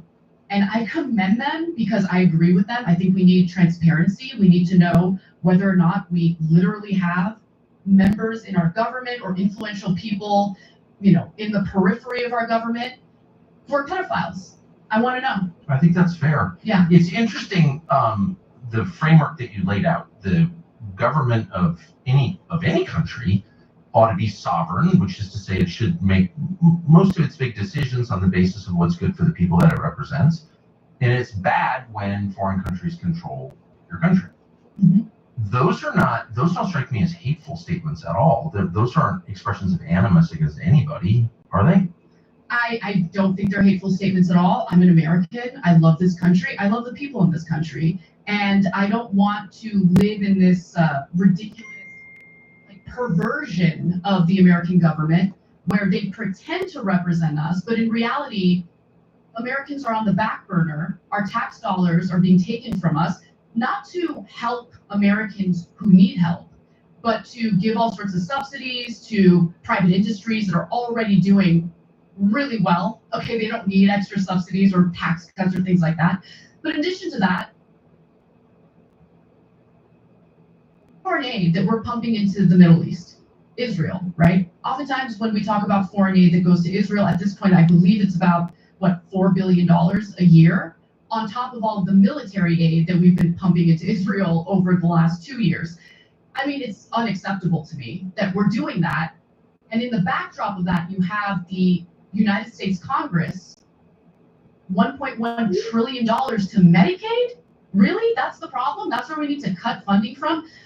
By the way, also cutting funding to food assistance. How do you justify sending tens of billions of dollars to Israel in the last 2 years alone while targeting cuts to Medicaid and food stamps? It makes me beyond angry. I think it's so unbelievably unjust. And if you speak out about it the way I'm doing right now, I'm sorry, I'm getting like kind of aggressive.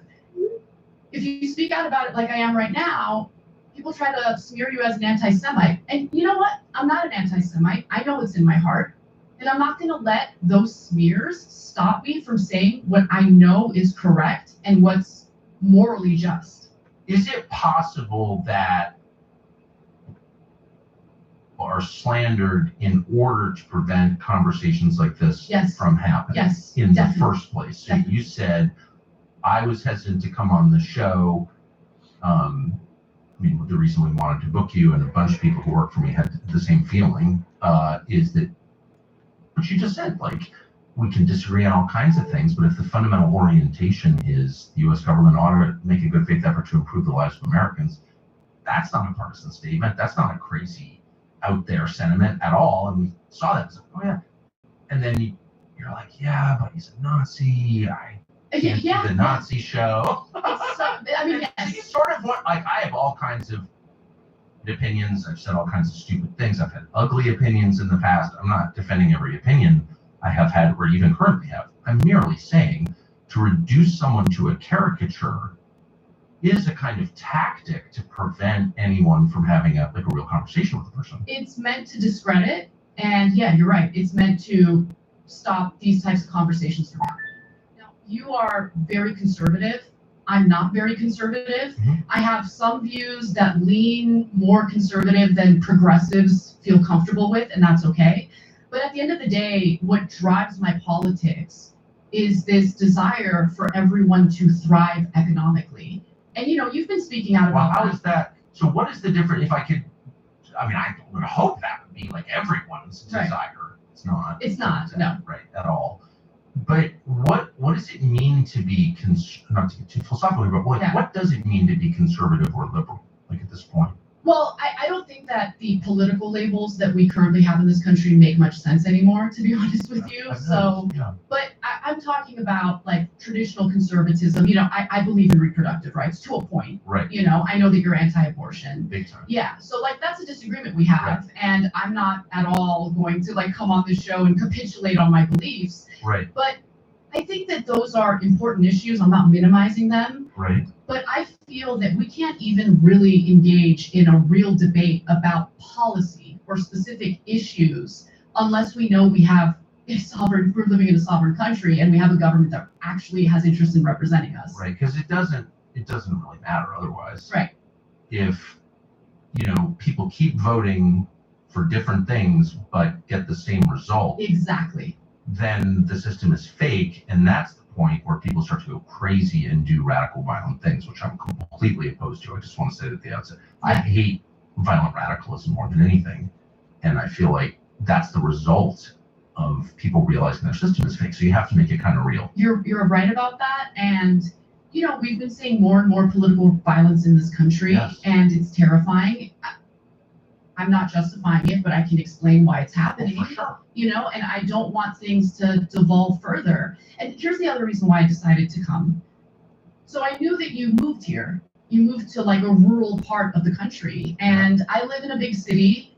And I think that living in a big city and spending most of your time in a big city kind of blinds you to the rest of America. A lot of Americans live in rural parts of the country. Yes. And I want the opportunity to like speak to them, like get to know them, understand where their hearts and their minds are at. And so I saw it as an opportunity to like expose myself to people that I otherwise wouldn't get an opportunity to speak to.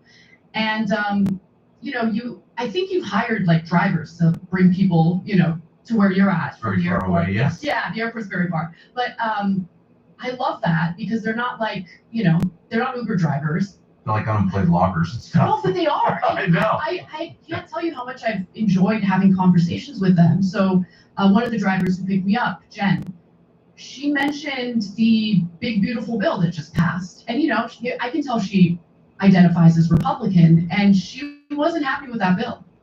And I suspected that most ordinary working class Americans, whether they're Democrats or Republicans, are not happy with that bill. Yes. You know, the $1.1 trillion in cuts to Medicaid, that's what she brought up. She brought that up. And I thought that was really fascinating. Now, if you talk to someone who identifies as a liberal Democrat, they'll probably think, oh, these Republican voters, they're so greedy. All they want is tax cuts. They want to cut the social safety net. But no, actually, when it comes to ordinary people, there's a lot of agreement, a lot of agreement. A lot of people are suffering right now.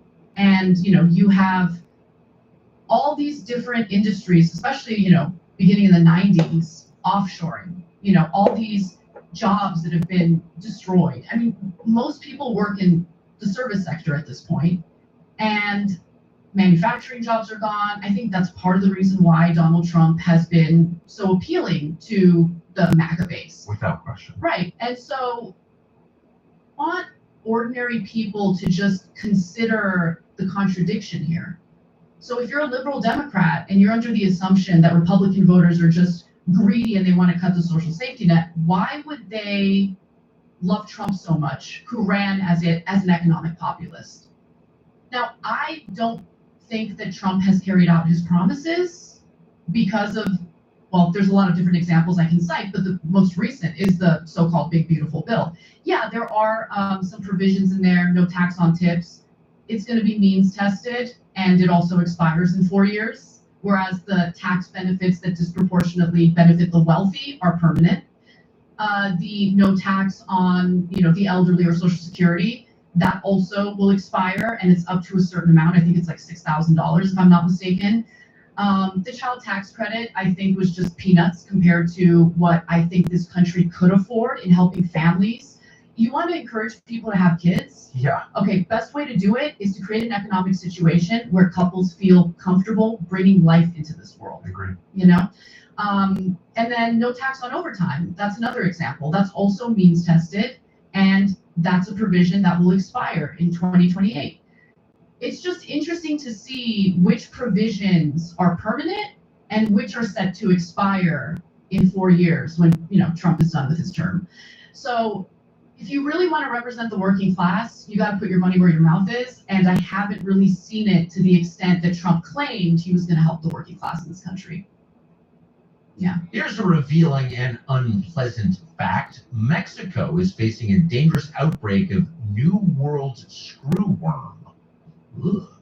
Screwworm is a flesh-eating parasite. It's devastating to livestock and to humans. Ugh. Despite this, the Department of Agriculture has reopened foreign livestock imports, including from Mexico. Does that sound wrong to you? Does it sound revolting? Well, yeah. Our friends at Merriweather Farms agreed. They sounded the alarm could clearly be a serious threat to your health. And it worked.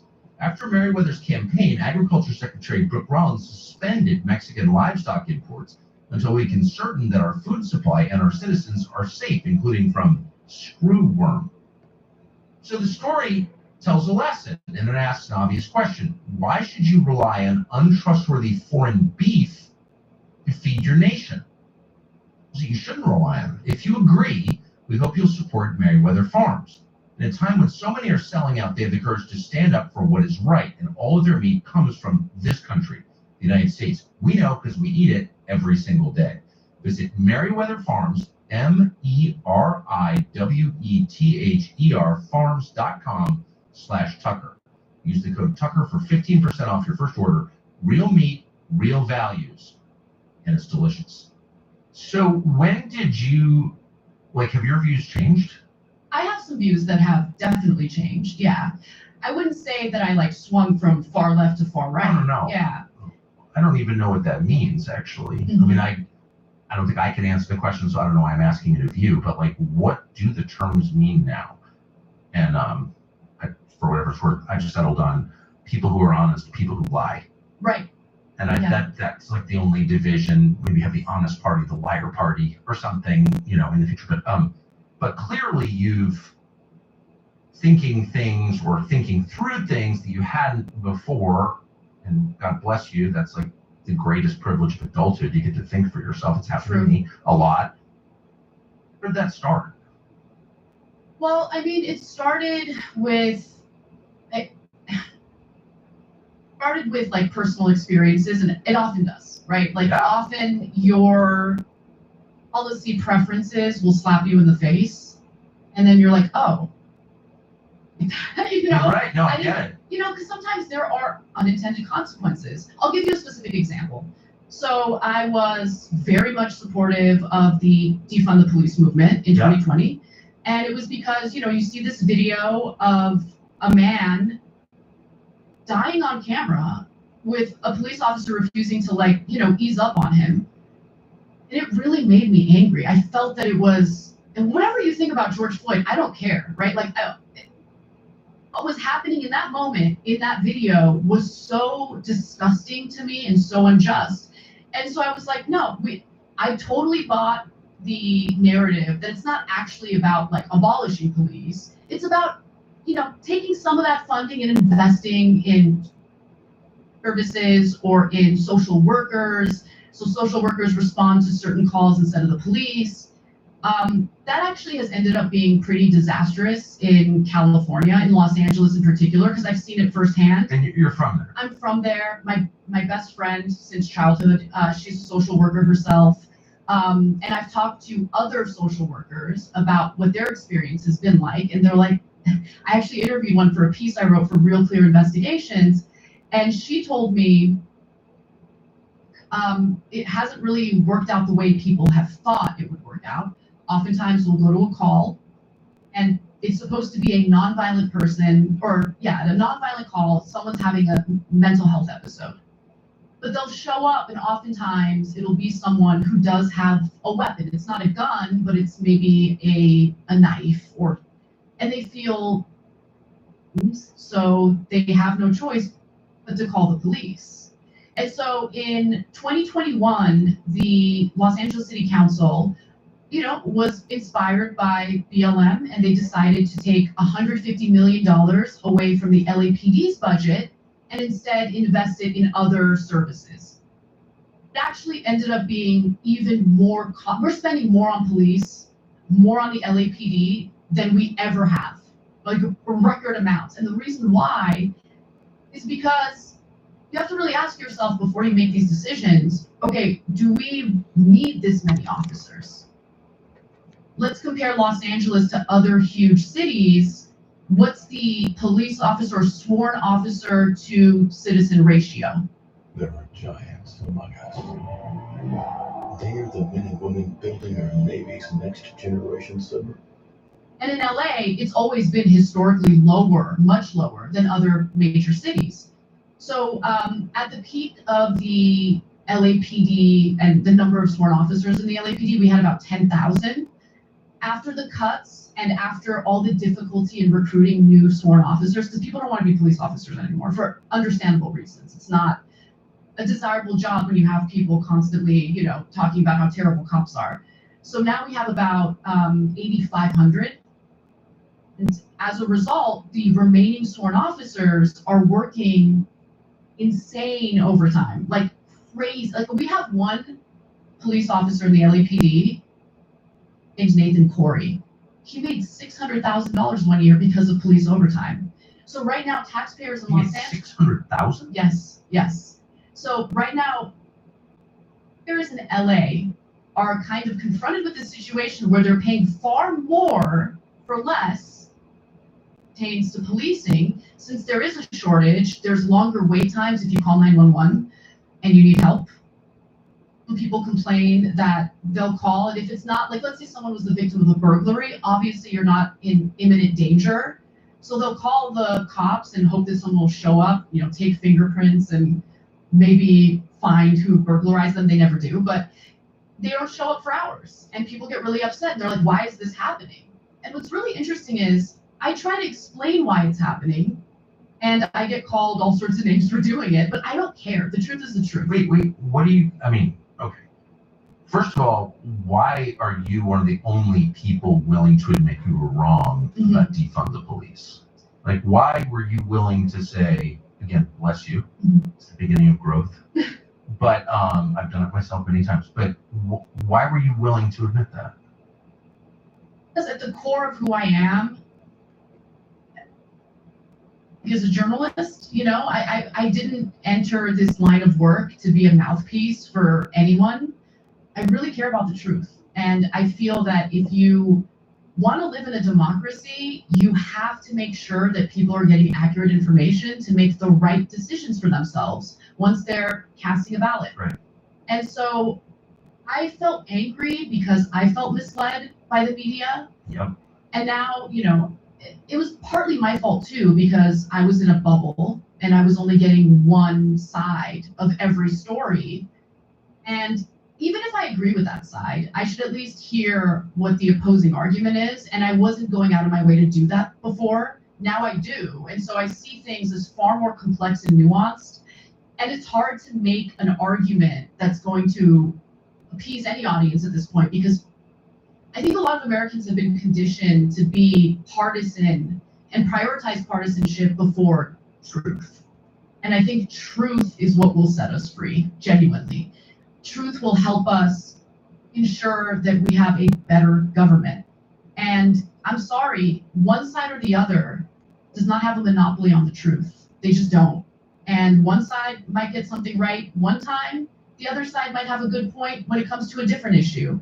And I think we just need to be open-minded, and more importantly, we need to have conversations with people. Because if you just rely on what the media is saying about a particular political figure or a particular media figure, why are you letting them tell you what to think about individuals? Why don't you actually do a little bit of digging or have these conversations yourself and try to figure out who these people really are? Like the speech you gave at Turning Point, a few things in there that I might not agree with, but like the overall message was so courageous, and I never thought in a million years I would hear it at a conservative conference. Never. It's just interesting. Well, I mean, the truth is wherever it is, and you try to recognize it. But I hope I'm going to give you my text, and I want you to text me, if you will, criticism of what you're saying now. Okay. Because I want to keep a list of people who are offended by what you're saying, just in my head. Mm-hmm. Like, how could anyone be offended by what you're saying now? Yeah. Well, it might not be. I mean, you're not the criminal here. Yeah. Well, let me just be honest with you. I think that most people who are going to attack me aren't even going to listen to this interview. It's just the fact that we're having a conversation with each other. But offense to people trying to police who I can talk to. In fact, the more they try to police me, the more I want to talk to the person. They forbid me. Honestly. I've always been like that. I've been like that since I was a kid. My mom knows it better than anyone. I'm just a little bit rebellious, and I don't like to be told what to do. I hate it. And what to think. Yeah. And who you can talk to. I mean, that's like that's a core decision. Who do I associate with? Yeah. Who are my friends? Who am I having dinner with? Who do I marry? I mean, if you allow other people to make those decisions for you, you're not free. No, you're not. And God, what a terrible career path to be a journalist who doesn't get to have conversations like with people that they're curious. I'm curious about you. I am. Right. You were a neocon. That's I became. hard to believe that. It is hard to believe that. I became politicized. For over 40 years, Exmark has built the world's finest mowers, providing you with legendary quality of cut, dependability you could measure in lifetimes, and an operator experience like none other. Because Exmark believes if something's worth doing, it's worth doing right. Save big on Radius mowers. Take advantage of instant rebates and attractive financing going on now. Hi, I'm Gabriel Mott, and I'm here to talk to you about something incredibly important. My favorite brand new puzzle game. The lead up to the Iraq invasion in 2003. Yes. I was in high school, and I remember in 2002, I went to like a hippie, magnet school, and we had Peace Day annually. And I remember giving a speech in 2002 to make the case against the preemptive war in Iraq. And you're gonna laugh at this. I remember in English class, we were reading a play, The Glass Menagerie, which I found deeply boring. And I had I had a cutout of a New York Times article in which Bill Kristol was one of the people the reporter interviewed. And, Bill Kristol loves war. Yeah. Hardcore neocon. And I just remember like just sitting in that English class, reading his quotes and seething over it and thinking to myself, I can't wait to one day get an opportunity to like confront him. And I actually did get that opportunity. It wasn't about war, but it was a Politicon panel debate about healthcare. And, you know, I kind of brought up the fact that Israel has universal healthcare and Americans don't. What did he say? He was so unprepared. There's like a picture of him, like he has index cards, like someone wrote notes down for him, and he's just like fumbling with the index cards. He doesn't know what to do. And then once the whole panel discussion was over, someone who was with me overheard him say, "Damn it, she came prepared." Something along those lines. Yeah, it's arrogance. It's people who've been told since they were small that they're brilliant. You know, Bill Crystal, Ted Cruz. I mean, it does distort you, and it actually makes you dumb, paradoxically, over time. Definitely. Yeah, 'cause you're never pressed. Gotta stay humble. Completely agree with you. It's not hard for me. My services. You've probably heard about 8 Sleep. Lots of people are talking about it. It is a company with one mission: improving your sleep, and it's changing the way. Better temperature, bucks off. You live in the same place. That's also hugely helpful because you can see it over time. The same place. True. You know Ventura Boulevard. You've lived near it your whole life. Right. What did you start to notice? Like, what is it like? What are the effects? I've been noticing that homelessness really exploded in Los Angeles. Like, it's always been a problem in LA. Yeah. But it now touches every like square mile of that county.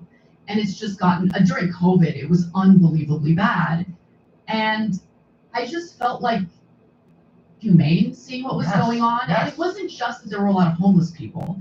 It was that there were a lot of homeless people with like severe like mental health issues. Yes. And they can't make decisions for themselves. They're like literally, I can't tell you how many times on my way to work on the freeway, I almost hit a mentally ill homeless person who's on the freeway. On 405? Yes. And I can't imagine what I would go through for the rest of my life if I ever hit someone with my car, you know? But like, why are we living in a society that like thinks that this is okay? This is not okay. This is not okay. The drug addiction, not just in LA, all across the country. Has there been any effort to do anything about this? Zero. And it makes me really angry. The Sacklers are still billionaires. Yep, exactly. And it's just, I find it to be, you want to talk about treason. Politicians who let this kind of stuff happen to the Americans they're supposed to represent, and people mistake that as me being anti-homeless. No. The people who defend what's happening right now, they're anti-homeless. 7 people died of drug overdose on the same corner near where I live in a 2-week span. 7 people. Corner. No big scandal. The city council member who represents my district wasn't asked about it. She didn't have to defend herself. She's one of these city council members who keeps voting on the dumbest policies that do nothing to actually help these people, but somehow justifies the continuation of the same failed policies that have led to all of these overdose deaths, all of these people with mental health issues not getting the help that they need. It's awful. The whole situation is awful. I mean, I lived in LA as a child. I've worked there on and off my whole life. I really love Los Angeles. I'll admit that. I just love it. It's just a truly American city. The architecture is beautiful, unique to LA, or was. It's just an amazing. It's what an ambitious, hopeful, affluent country builds when they get to the end of the continent. Yeah. You know, it's like, wow, there's nowhere else to go. Let's build something amazing. And they built Los Angeles, and I've always loved it in my heart. So I go back there, I'm going back next month, and I'm shocked by it. Like, I can't even believe it. The encampment outside the Veterans Building in Brentwood, I'm like, what is going on here? And no one ever says anything. Well, but I don't live there. You tell me. Do people talk about this a lot? They talk about it privately.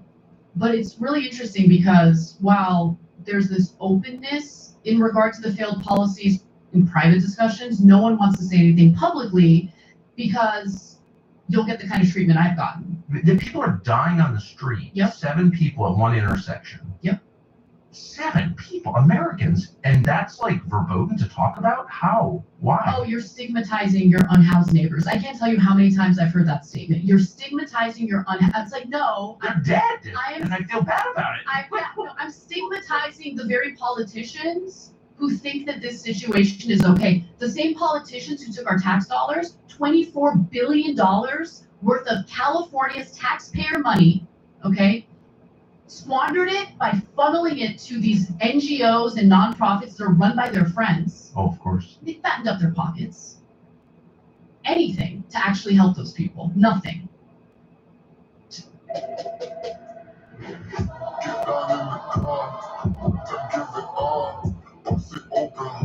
Ate that at dinner. Yeah. What's that like?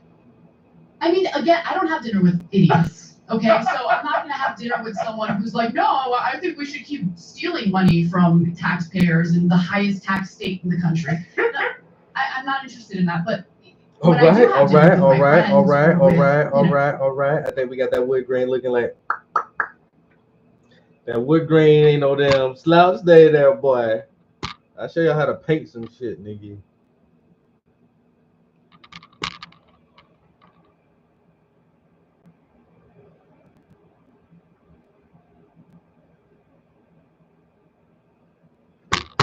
Oh, I'm dropping my phone.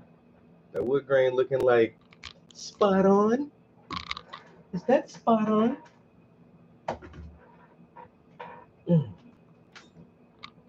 Yeah, man, your boy a beast with this brush. I ain't gonna lie to you.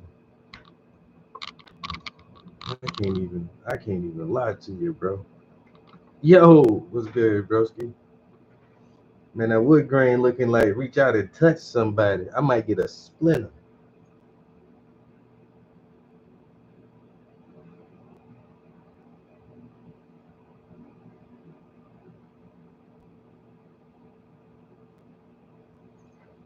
You know?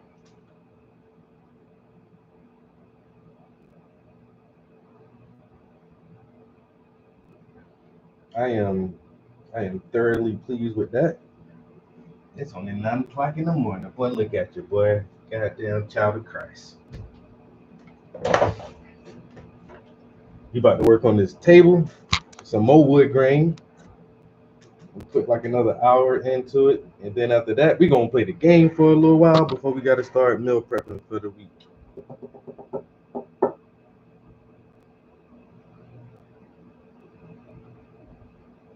It's like you paint wood grain for a living. Is this all this man does? And then I really didn't pay attention to the three wood grains. So you have zoom in. That's as far as it go. Or am I doing something wrong? What the? Look here, iPad. You're not about to fuck with me. So you have the wood grain pattern that's on the floor. That's kind of hard to see, but it is there. Then you have that wood grain pattern that's on the armrest of the chair, a little bit here.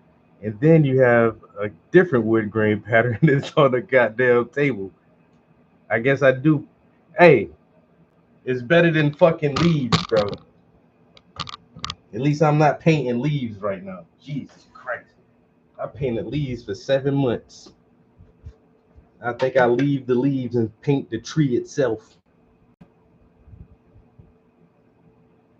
Can I just paint the tree and not the leaves?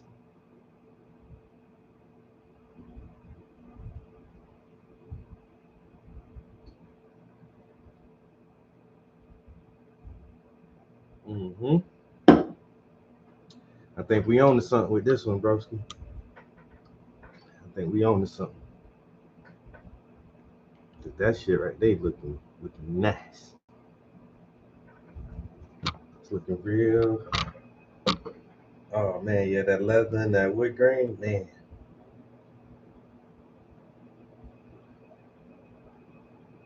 That ain't too shabby. Yeah, hey, if I say so myself, man, and I just did it. That don't look too shabby. Let's say we just gonna focus on this table. See what we can do in another hour or so. I'm gonna try to do a good 4 hours this morning. I'm gonna go ahead and block this out right here because this portion is actually underneath the chair.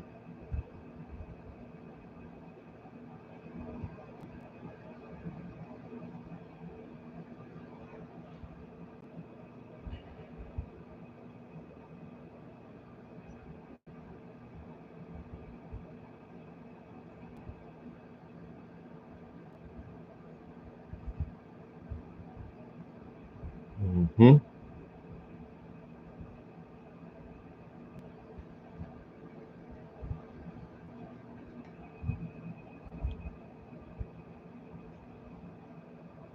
Yeah. So with the frame of the couch, it has a leather. So this is the support part where the cushions sit at. So there's like a little leather wrap right here that stops, and then you can see a little wood grain there. And then there's another little leather wrap right there, and that little piece sticks out. So it's like right where when you sit, like where your calves would be, it has that extra leather wrap just in case, so you don't touch the wood grain. Your whole body is still touching that leather. The wood grain is just for decoration, not for comfort. The leather is for your comfort. Like I said, you can see a little piece of leather wrapping, then wood grain there as well.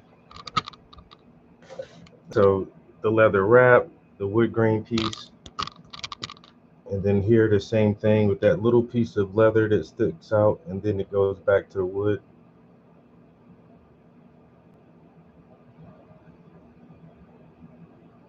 All right, Wendy. Hope it's something tasty.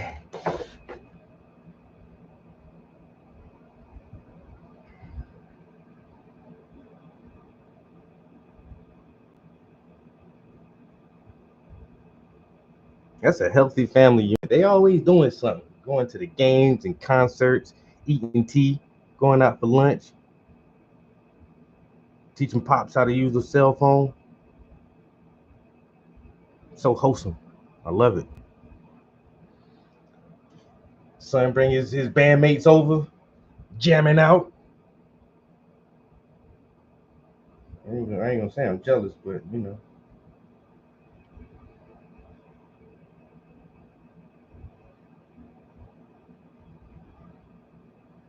I ain't saying I'm jealous, but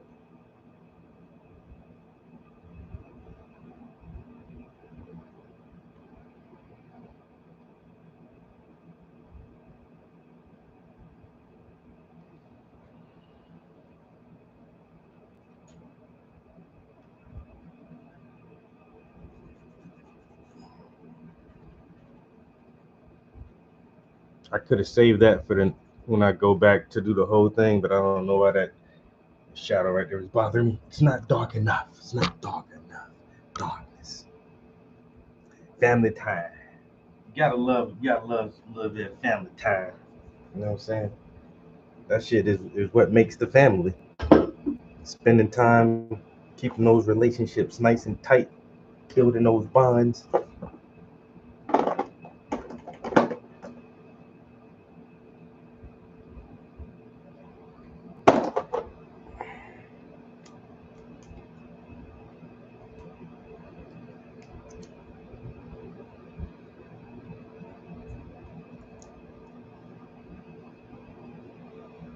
Got a little bit more paint.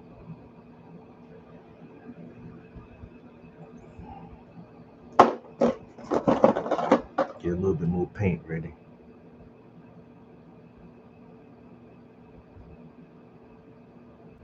It does. A little separation in there.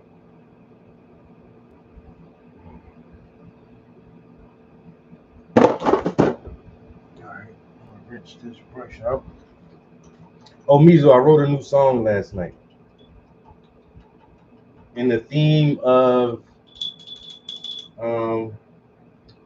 the Death Stranding music, because I am kind of obsessed with some of those artists on Death Stranding and that type of music. It just sounds so nice to me. I was like, I'm gonna write something like that.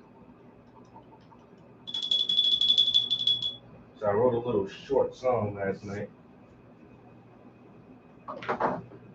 Like I say, taking that same theme or style of music. I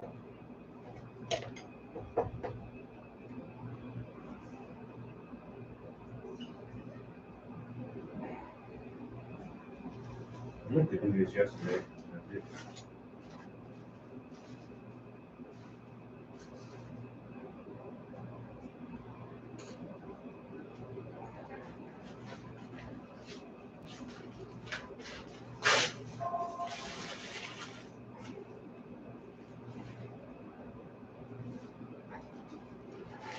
I wonder what that was.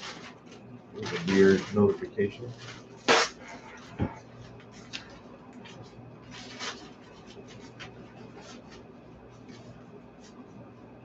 Get a little bit of this paper towels. I think it was my screen time notification. Hey, Travis, you've been on your phone too long. Fuck you, government. You can't tell me. You're a grown ass fucking man. You can't tell me how long I've been on my damn phone. Your screen time is up 20% since yesterday. Yes, bitch, it's my day off. If I'm not at work, I can be on my phone longer.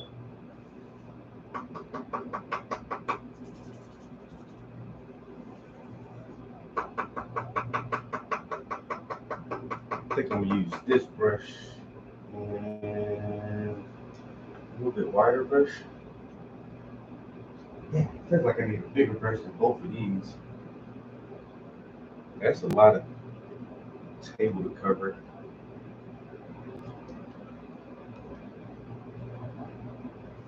I don't know, this might work. I might try this brush. Right. These two brushes might get me where I need to go. I don't know what this phone got down. Sending me all these chimes.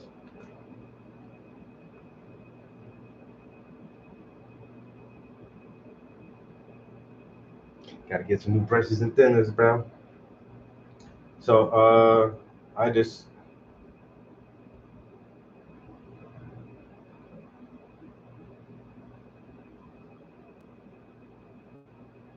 I described it as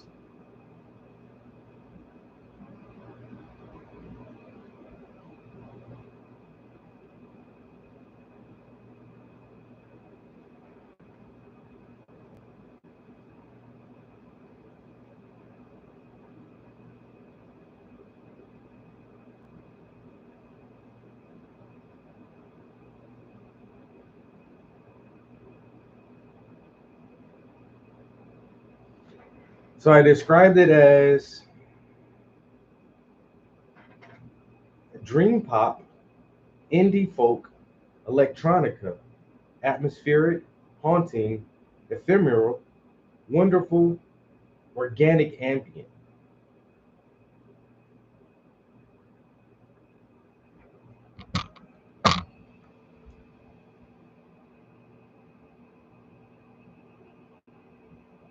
Style description. In the lyrics, of course, the intro, Trap House Entertainment. And the song says, everybody's stuck in a dream. I fell asleep beneath the trees, above the ground, below the clouds. Everybody's stuck in a dream. I fell asleep beneath the trees. I feel the rain as it's coming down. Reality is what we see at the discretion of your perception. The truth sets you free, be all you can be. Don't block your blessings. I hope you get the message. Then the chorus comes back, and then the second verse is very short. You're a dreamer. I spelled that wrong. Anyway, it still sounds right. Whatever. Why didn't I look at that before? You're a dreamer. Just keep dreaming. but don't sleep too long, but don't sleep too long. You're a dreamer, just keep dreaming, but don't sleep too long, but don't sleep too long. And that's the whole song, bro.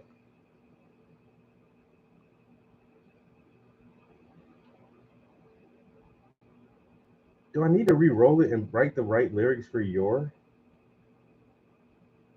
It's not possession. Your, it's you are, a conjunction.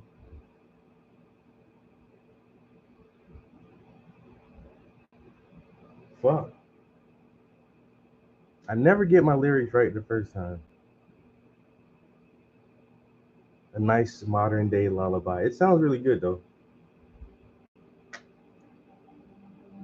Trap House Entertainment.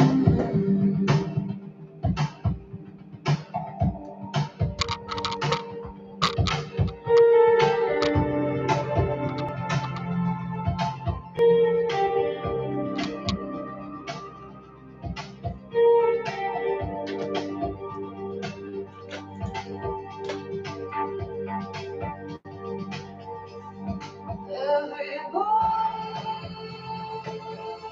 stuck in a dream.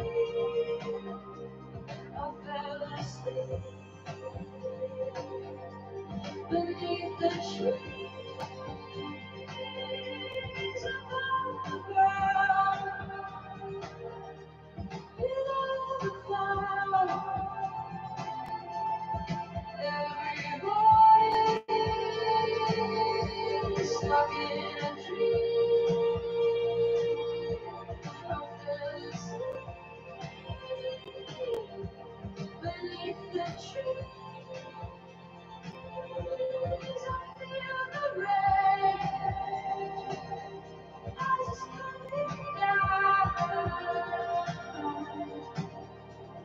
Reality is what we see at the discretion of your perception.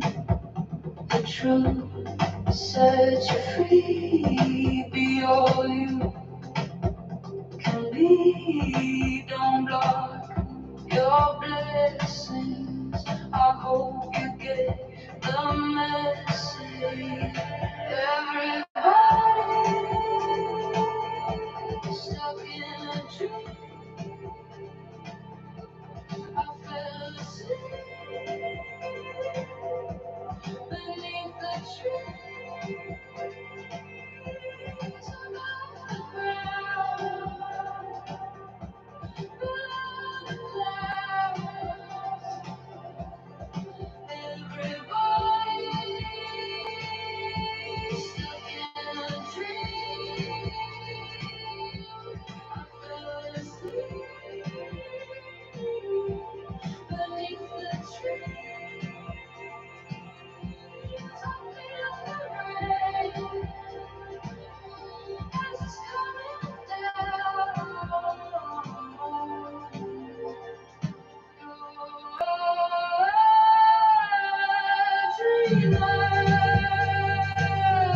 Just keep dreaming, but don't sleep too long. Don't sleep too long. Just keep dreaming, but don't sleep too long. Don't sleep too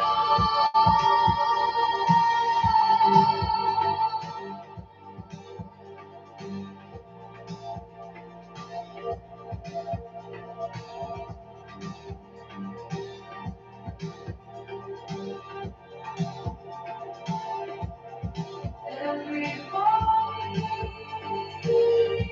stuck in a dream. I fell asleep beneath the trees above the ground. Below the clouds,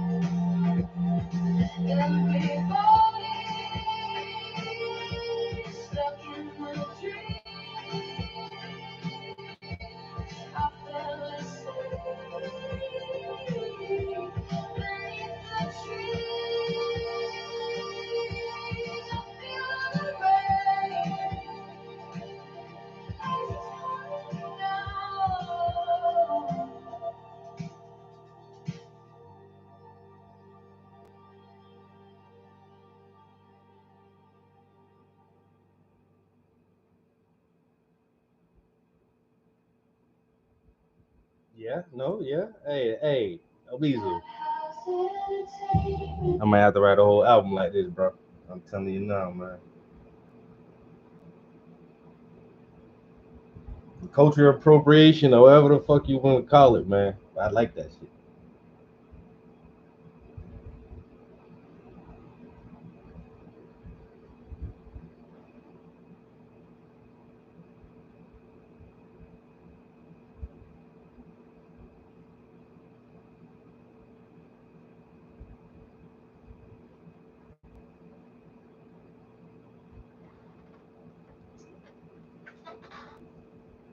Kate Bush.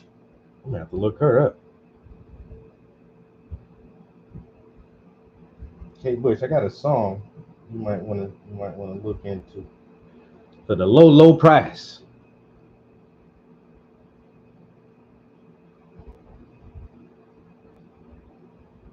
Tell your manager to holler at me.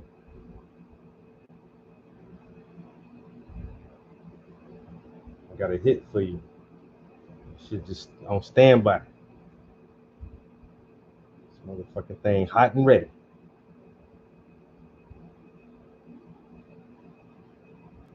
You want another hit song?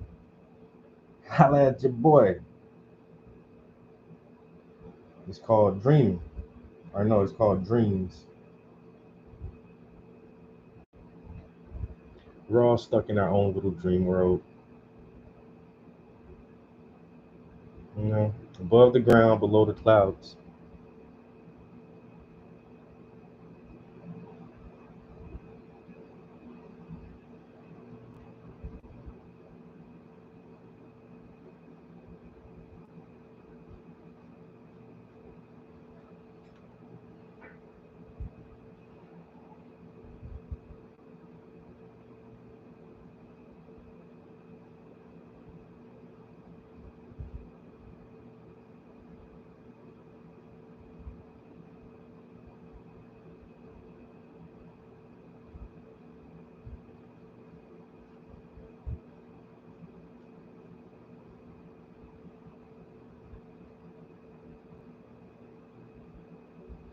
Oh, running up the building, running up the hill. That was a good one.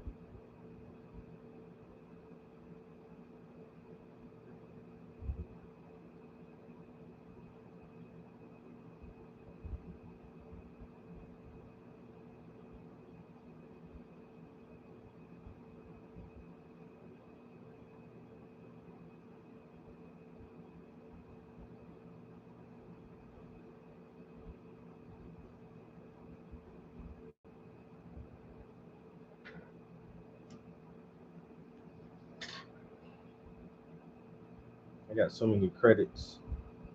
I'm just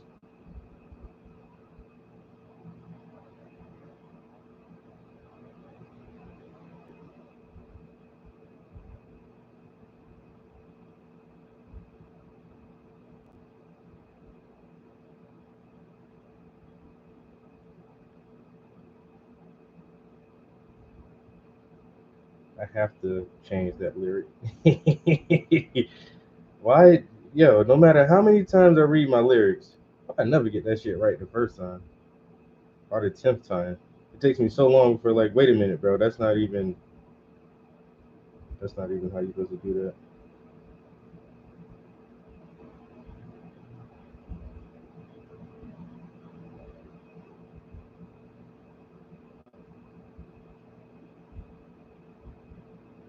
That's not the right. That's not the right word you're looking for, Growski. I'm telling you now. You don't know English? You speak the language, motherfucker. Do you know how it works?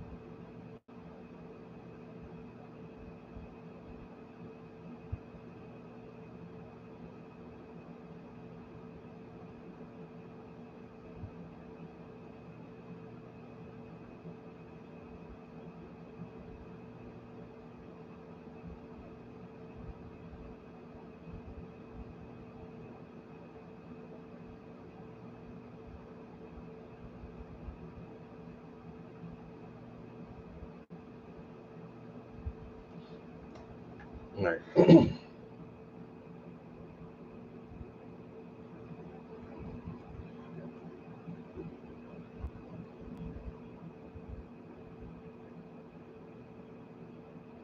Crafting your next hit, your beats are brewing.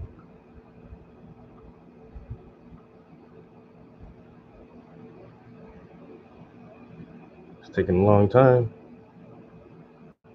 Bringing your musical vision to life.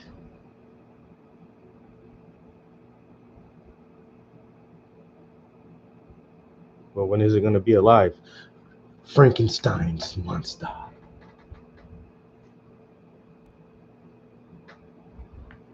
Oh, and your song is ready.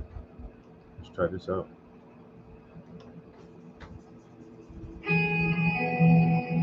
I don't like it already. I don't like that guitar already.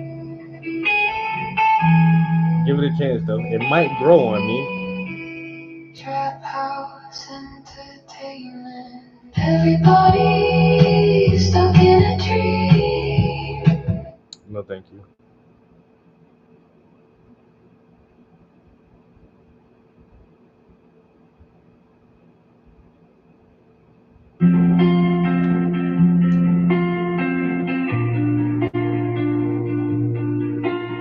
Trap house entertainment.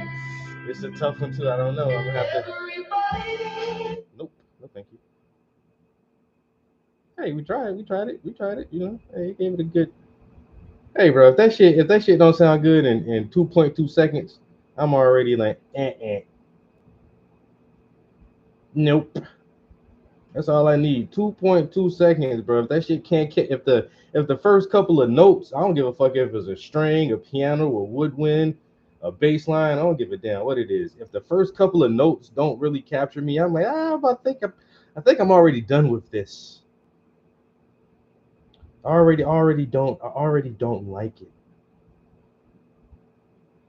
I already don't like it.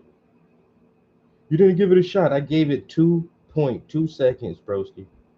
I gave it 2.2 seconds. You know what I'm saying? If it couldn't prove itself to me in that amount of time, that's not my fault. You know how long 2.2 seconds is? It's long enough.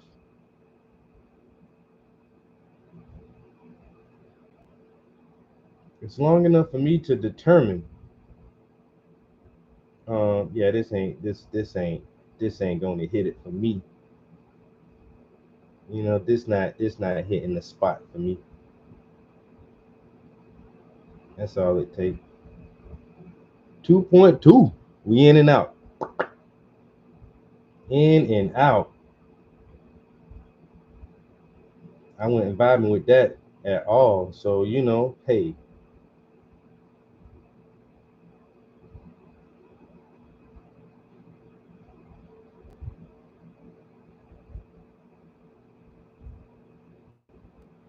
Oh, I couldn't even shake a tail feather to that.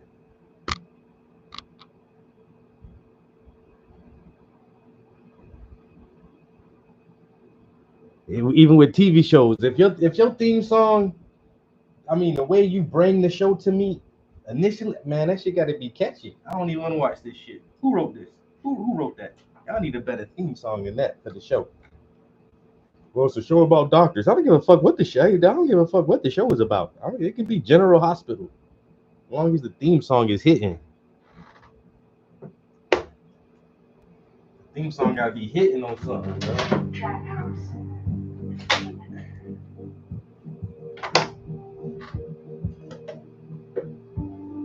I can deal with that right there.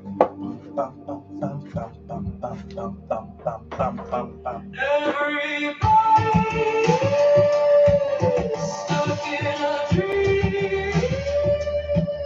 Long fell asleep beneath the tree.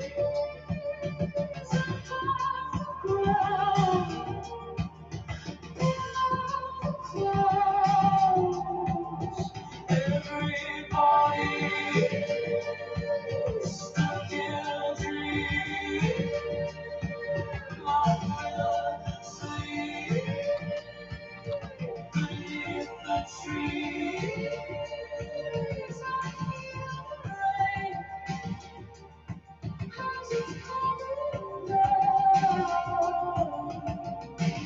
Reality is what we see at the discretion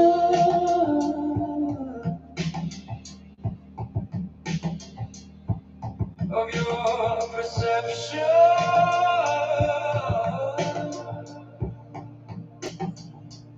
The truth sets you free. Be all you can be.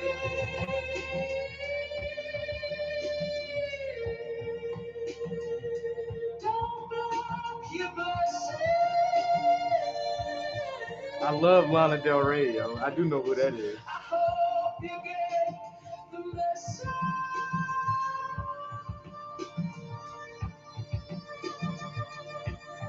Everybody is stuck in a dream. My fella sleep beneath the tree. Above the ground, below the clouds. Everybody stuck in a dream. My fella sleep beneath the tree.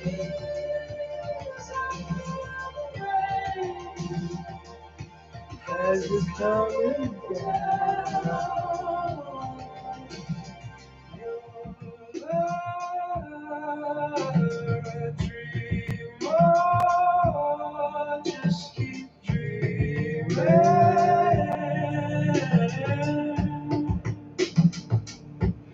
But don't sleep too long. But don't sleep too long.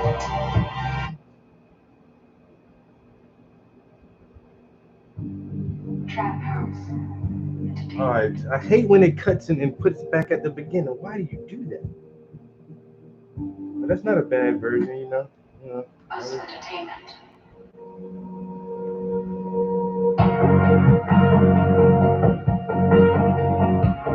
This is kind of give or take for me with this riff right here. What is that? What is that? I can't even pinpoint that instrument. Everybody stuck in a dream.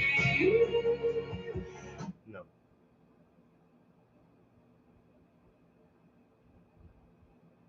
Okay, there's a new feature they have on here too. They works really good sometimes, and sometimes it doesn't. So if you have a playlist, you can select an entire playlist for influence over a song. So like my R&B playlist, if I were to select that as the influence, like this song would be way more poppy R&B type stuff. And so I'm already making a playlist of this song. This is the first song for my new playlist. And so I just tried that. I said, okay, make it more like the songs that are on this playlist, and it sounds almost exactly the same. I don't want it to sound exactly the same. Give me something similar, but not. That's damn near the same fucking song.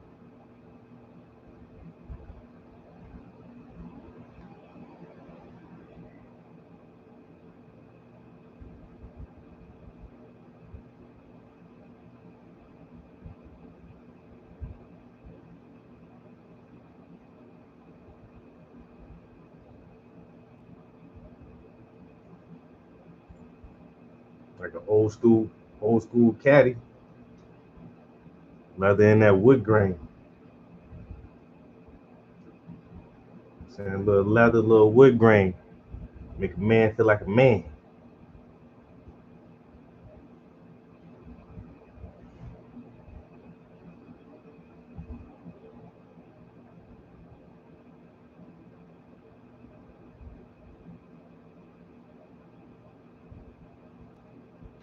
Well, the rain is coming. This was our goal for today. Specifically stated in our last stream to at least start the table. You know, let's start getting that wood grain on the table. And hey, we stuck to our fucking guns, bro. And we started that wood grain today. So at any moment now, I can just fall back and go to the PlayStation. I'm just saying. I'm not making excuses, man.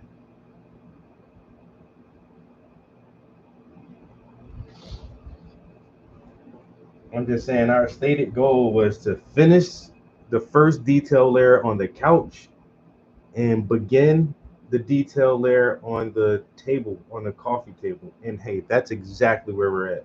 So I'm not like Elon Musk. You know what I'm saying? When I say I'm gonna deliver something at a certain time, I deliver at a certain time. You know what I'm saying? I would consider myself a man of my word. Unless some extenuating circumstances were to arise, you know, something out of my control, and then I would expect a little bit of leniency. You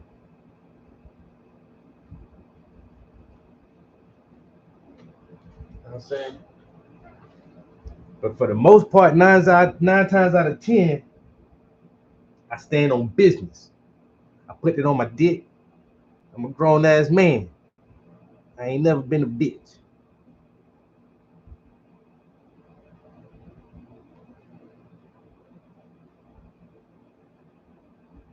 You know, you gotta stand on your word. Actions speak louder than that. You know what I'm saying? You can talk about it, but be about it, bro. You say you was gonna do something, just go do that thing. Do that thing you kept saying you was gonna do. Tired of the talking, bro. That's why I hate meetings at work. Most of these meetings can be an email, nigga. Bro, just tell me, y'all like to sit around and talk for fucking hours. That's what y'all like to do. Nobody don't like doing that shit, bro. I'm a fucking doer. It don't take you a fucking hour and a half to explain some shit to me. And it don't take me an hour and a half to give you my feedback on some simple ass situation.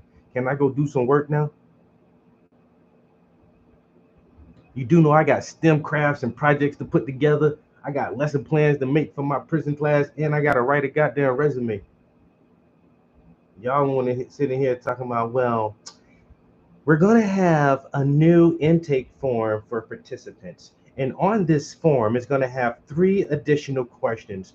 One question is, have you ever had an addiction with substance abuse? And also, do you identify as a member of the LGBTQ? And it's like, y'all don't, this is, you had to do this in a fucking meeting? Bitch, that's an email. I don't give a fuck about 3 new questions on this shit.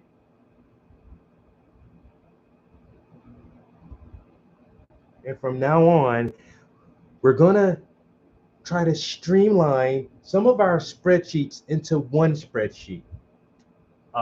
Okay, why does that take all of us to sit here in a room for you to tell us that? Fuck, bro. There's so many talkers at my job. So many talkers. That's all they want to fucking do, bro, is talk. But we had a meeting, and then we're going to schedule another meeting for this Wednesday so we can go over the details and make sure that everything in this meeting was covered. So you want to have a meeting about the meeting, and then we have to have a meeting so we can plan our next meeting, so that everybody will be available. And if you're not available in person, we'll send you a Zoom link. And if you can't get the Zoom link, we'll send you the minutes after the meeting is over.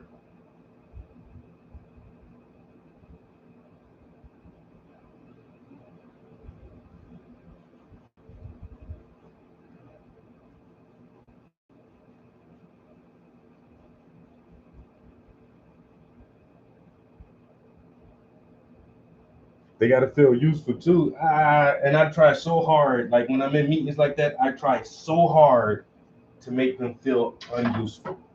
I swear I do. It's my main goal.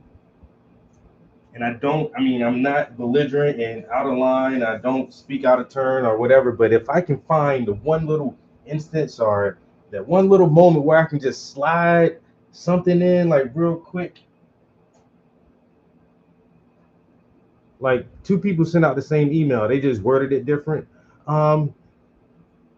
In our company manifest, everyone needs to have a photo of themselves in their personal bio. If you don't have a photo, we need you to update it and put a photo in your bio, because we're expanding fast and there's a lot of new employees and we just want to be able to put a name to the face. And then like an hour later, somebody else sends out a very similar email. If you don't have a photo on your profile page, it should be updated by this date. And I said, this email is redundant. We just got a similar email from XYZ. I'm not pulling punches. Yo, two people sending out the same fucking email, basically.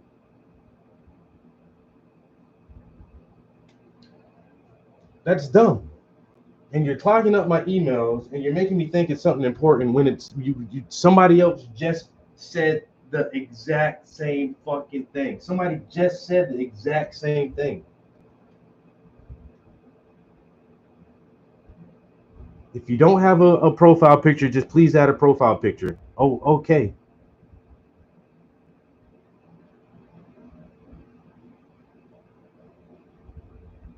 And both individuals sent it out to all staff. So the second person, didn't you see the first email says all staff? What does that mean to you? When it says all staff, how do you perceive that? And what makes you think it's a good idea to send another email out to all staff again that someone just literally said the same fucking thing? You just changed maybe 3 or 4 words. You're saying the same thing. Shit pissed me off.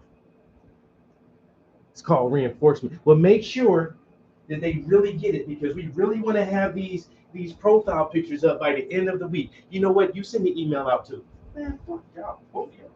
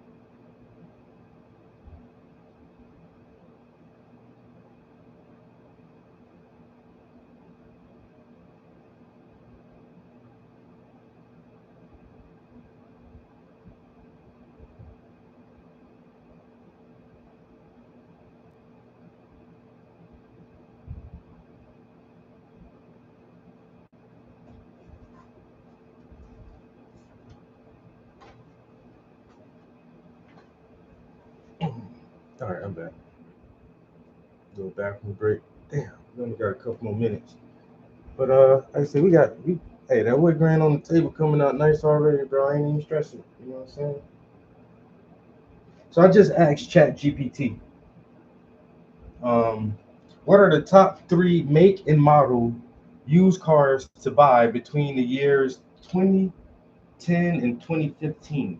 Because I don't never need no super new car. I don't give a fuck about all that shit. And you know what? This is why I already have a Lexus, because Lexus is, well, Toyota is on here twice. The first one is a Toyota Camry. The second one is a Honda Accord. And the third one is the Lexus RX 350, which is like a hatchback SUV. But Toyota makes Lexus. So how Toyota got 2 top spots? Toyota is the fucking kingpin when it comes to durability, reliability, and just like cheap labor, cheap maintenance on cars. Once again, that's why I really got the Lexus, is because it's a luxury car, but the maintenance isn't that expensive, like parts and all that stuff, and the ability to actually for mechanics to work on it. Like some of these newer cars are so finicky in the way they're designed, and it's purposely that way that you have to take it to the dealership.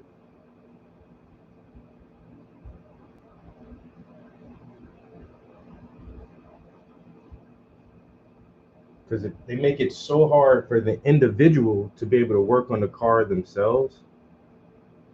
Like, bro, I want to fix, if I can fix my own problems, I'll do it myself. But it's like, no. It's the way they design some of these things, man.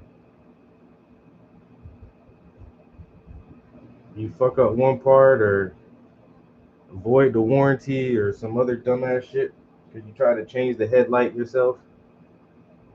And then in order to change the headlight, you got to take the whole fucking front bumper off or some other dumbass shit. Like, it should not be that way.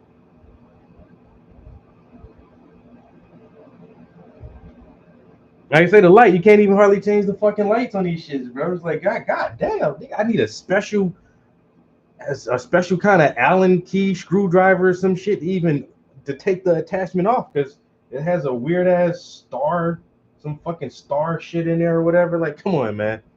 Who the fuck keeps these kind of tools around?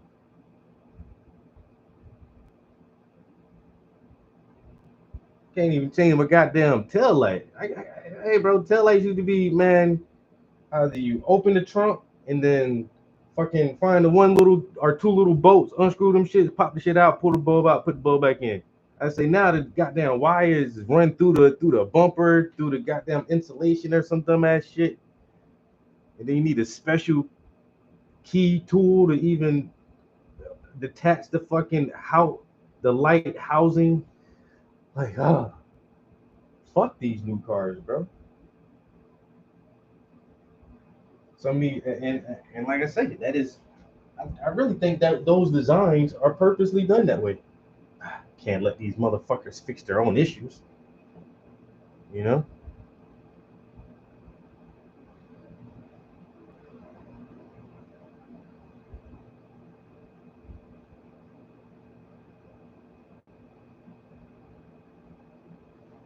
Can't let these motherfuckers figure shit out for themselves. Then we losing out on a whole revenue source. These people buying cheap ass parts online, doing their own work, changing their own oils. Nah. You know what? Put the oil pan above the transmission. What?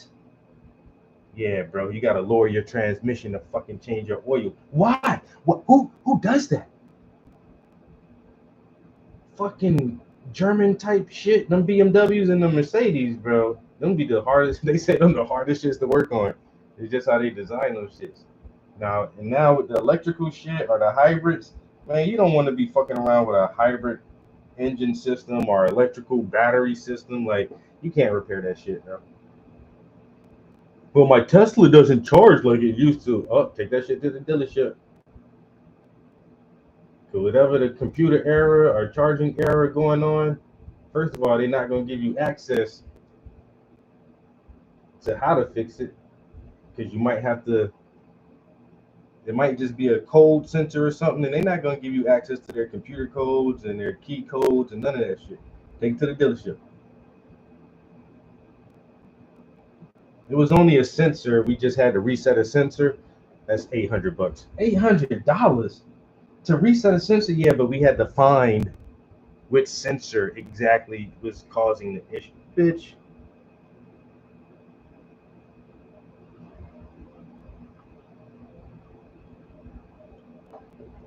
I don't like playing these games with the automobiles.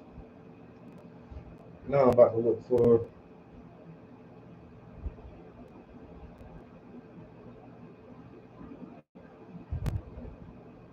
Look for a 2010 Lexus RX. Oh, and I didn't even scroll all the way down. It says honorable mentions. The Mazda 3, Toyota again. Yo, the Toyota Prius is on here, and the Subaru Outback.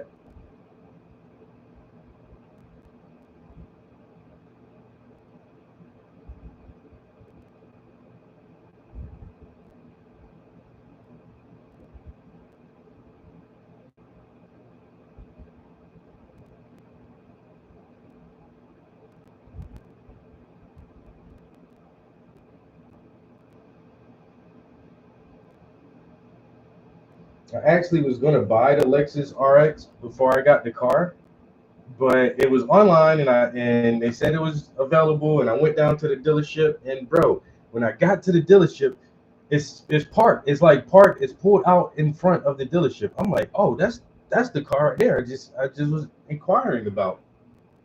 Bro, somebody literally brought that shit like 30 minutes before I got there. Like 30 minutes before, bro. It's like, dude, we just sold that. We just sold it. I'm like, how? I was just on the phone with you. And it's like, yeah, you and 3 other people were on the phone with us too.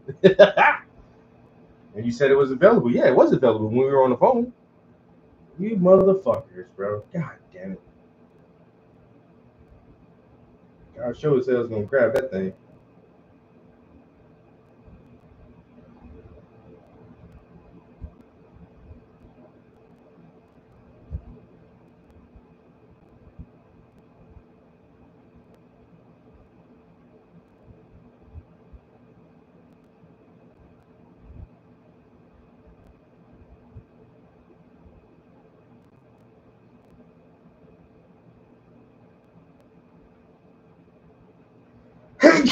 Shit.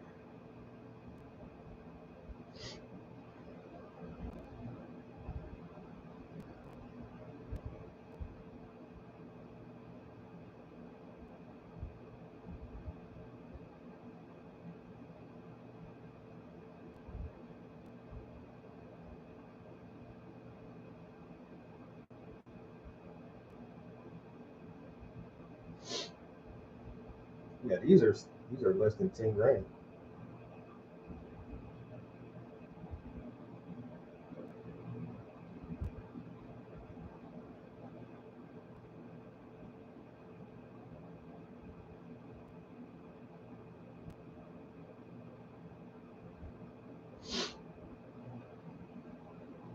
That's what I'd be looking for. Something less than $10,000, man.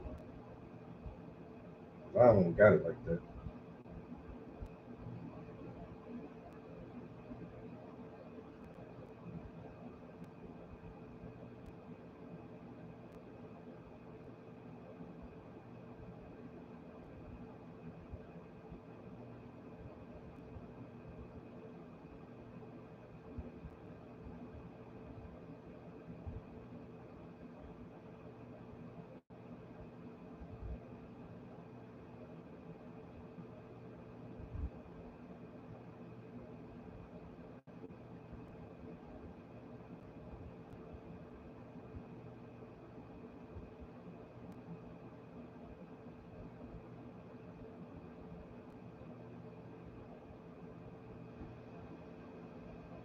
I really do need to replace that trunk, though. That shit ain't on. Like I said, I got an inspection on it next. I got to get it inspected next month. I ain't sure if it's gonna pass.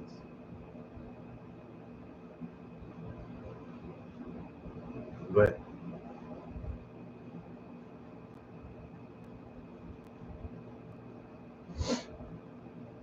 I keep looking for a good deal in my area. I'm trying to find some grandma whose grandkids, whose kids and grandkids are nice and squared away, but grandma had a nice car, but she can't really drive anymore. And they're just like, somebody just come get this car. We're not going to use it because they already got, they got their Mercedes or whatever, or their Land Rover, and they just want to, get rid of some of grandma's stuff. That's the deal I'm looking for. How much you want for it? Give me like $3 grand, $4 grand for it. Something simple, real quick. You know what I'm saying? We all have cars. Nobody in the family really needs this car. Give me that. Give me that car. It was your grandma's car? She ain't hardly. She went to church and a grocery store. That's it. So grandma used this car for church and grocery store. Garage kept. Them cars like that be basically new cars. No, they ain't give me no courtesy call. Say, hey, Mr. Prince, we just that vehicle we were discussing earlier today, we actually just sold that.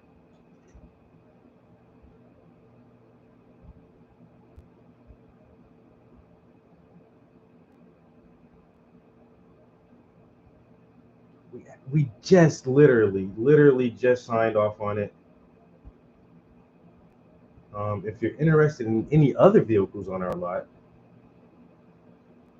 let us know. If you want to continue to browse our website, or if you want to come down in person, and we can walk you around the lot at our used car section and see if there's anything else that would fit your needs and your budget. No, you think they would do something just as simple as that? Nope. I'll pull up and the car sitting in front like it's ready for me. There go the rain. You know what? No, that car wasn't ready for me. It was ready for someone else. Sons of bitches. You're a son of a bitch and your mom's a whore. A whole whore. Have me running across town. Had cash money too, bro. I was gonna pay y'all cash money for the 99 and the 2000. All right. When I brought my new grill, I didn't buy a grill cover. I really think I should have. Because we've been getting so much rain this year, bro. I don't want my brand new grill getting rusted if I even got a chance to use that shit. Now I'm thinking like, damn, while it's raining, do I need to go throw a tarp on top of my shit, son? I might have to go tarp my new grill up. You know what I'm saying? I'm gonna cook on it today, but while it's raining directly on it, I need to at least pull it closer towards the inside of the porch so it ain't getting wet. Boy, hey, Omizu, you ain't lying, bro. Do I just need to be a wood grain painter for a living? I might just, anybody got a painting that need wood grain, I'll come do the wood grain part for you. You got a solid front door? Give me that brush. I'll make your front door look wood grain.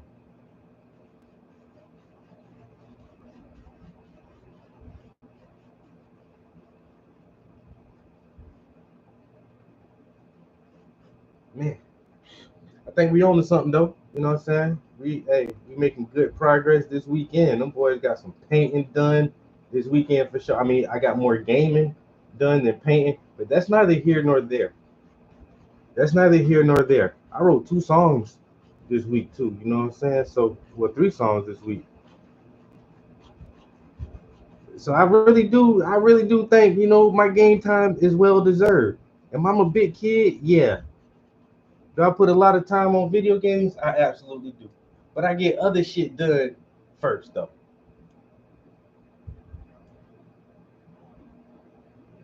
Somebody need to bring in the wood grain specialist. Hello? Somebody call for me? I specialize in grain and wood grain in particular. If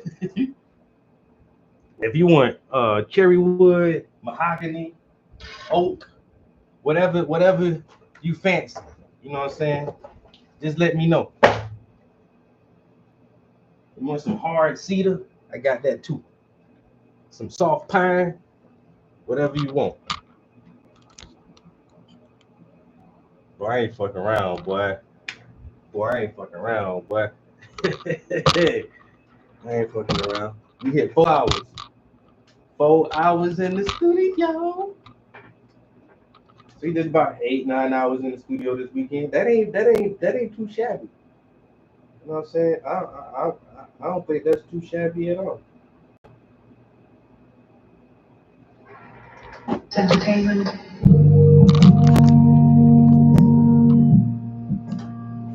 Wood grain is everywhere.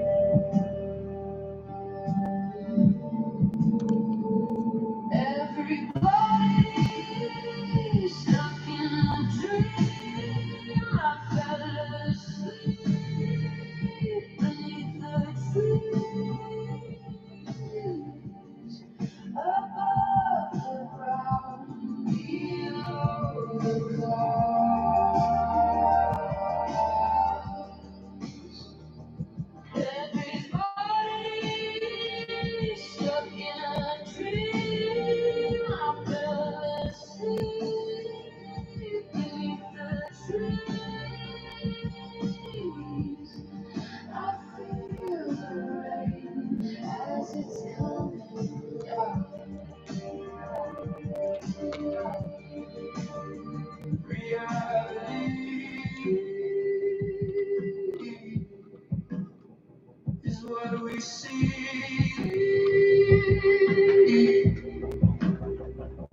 At the discretion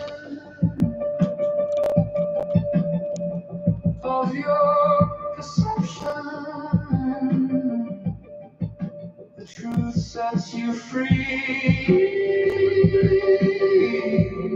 Be all you can be.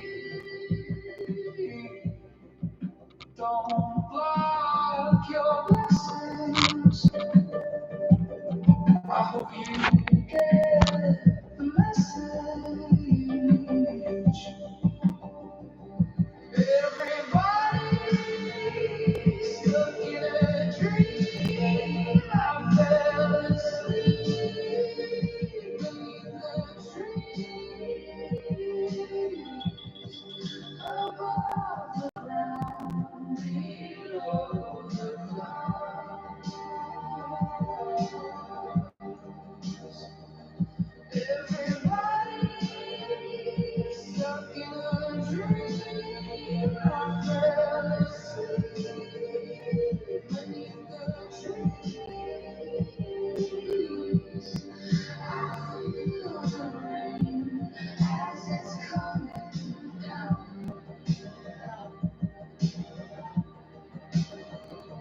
You're in dream. I just keep dreaming, but don't sleep too long. You're a dream. I just keep dreaming, but don't sleep too long. Everybody's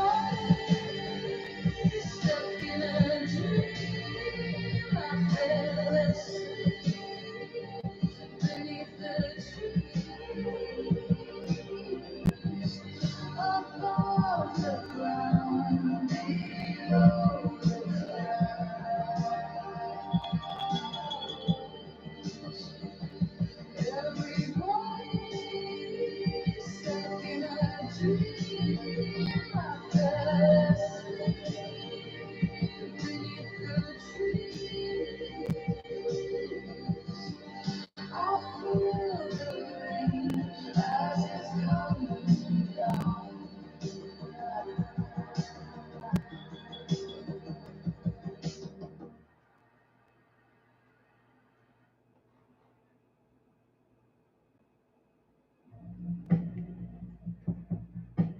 Trap House Entertainment.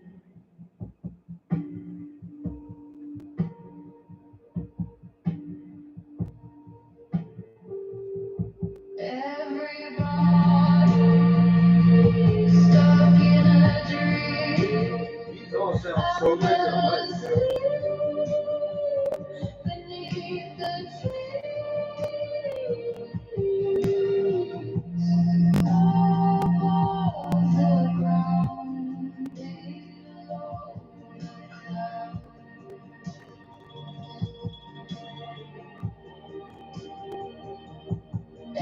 Everybody stuck in a dream. I fell beneath the tree. Sounds just like the other. It's all good. I think there's a couple of good versions on there that are not too bad. So we'll just narrow it down. I think I saved like 5 or 6 versions to that playlist. So we'll narrow it down from there.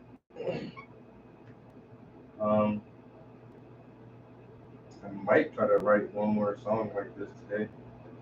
Just because there's, very little lyrics to these things. And it sounds nice. Damn, I just need to focus on one album. Because the rap album that I'm writing got some good stuff on there. But it's only 7 songs. I just need a couple more songs. So you don't got to justify shit, bro. You're a grown ass man. You don't give nobody no goddamn reasons why you do what you do. That motherfucker say you want to play video games, that motherfucker go play video games. Who the fuck is you to question that shit, man?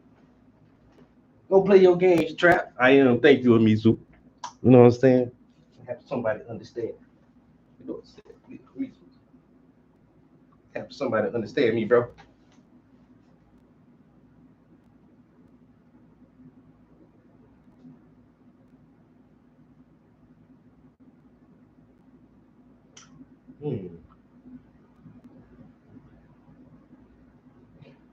We're stuck in a dream. Everybody's stuck in a dream. We're stuck in a dream. You might be onto something there, broski. And like we know, sometimes, bro, come here, camera. Focus on me. Hello. As you know, man, sometimes it only takes one fucking word, change one word, and like you say, the context will be expanded. But I might have to re-roll that shit. I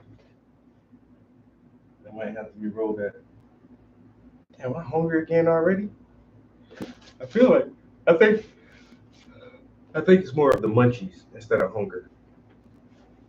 I did have a little fruit this morning. I had a banana and a mango and some coffee. Let me not leave this up here. But now I need like some food. It's brunch time. Brunch time is crunch time. We about to go fix something quick to eat. I think I still got a little bit of leftovers in there. Fix us some food real quick and get on the game for like an hour or two before we have to do our meal prep for the day. Everything is going on the grill, bro. Everything. I'm gonna do burgers, some Italian sausage, some steak, and some chicken, and some corn.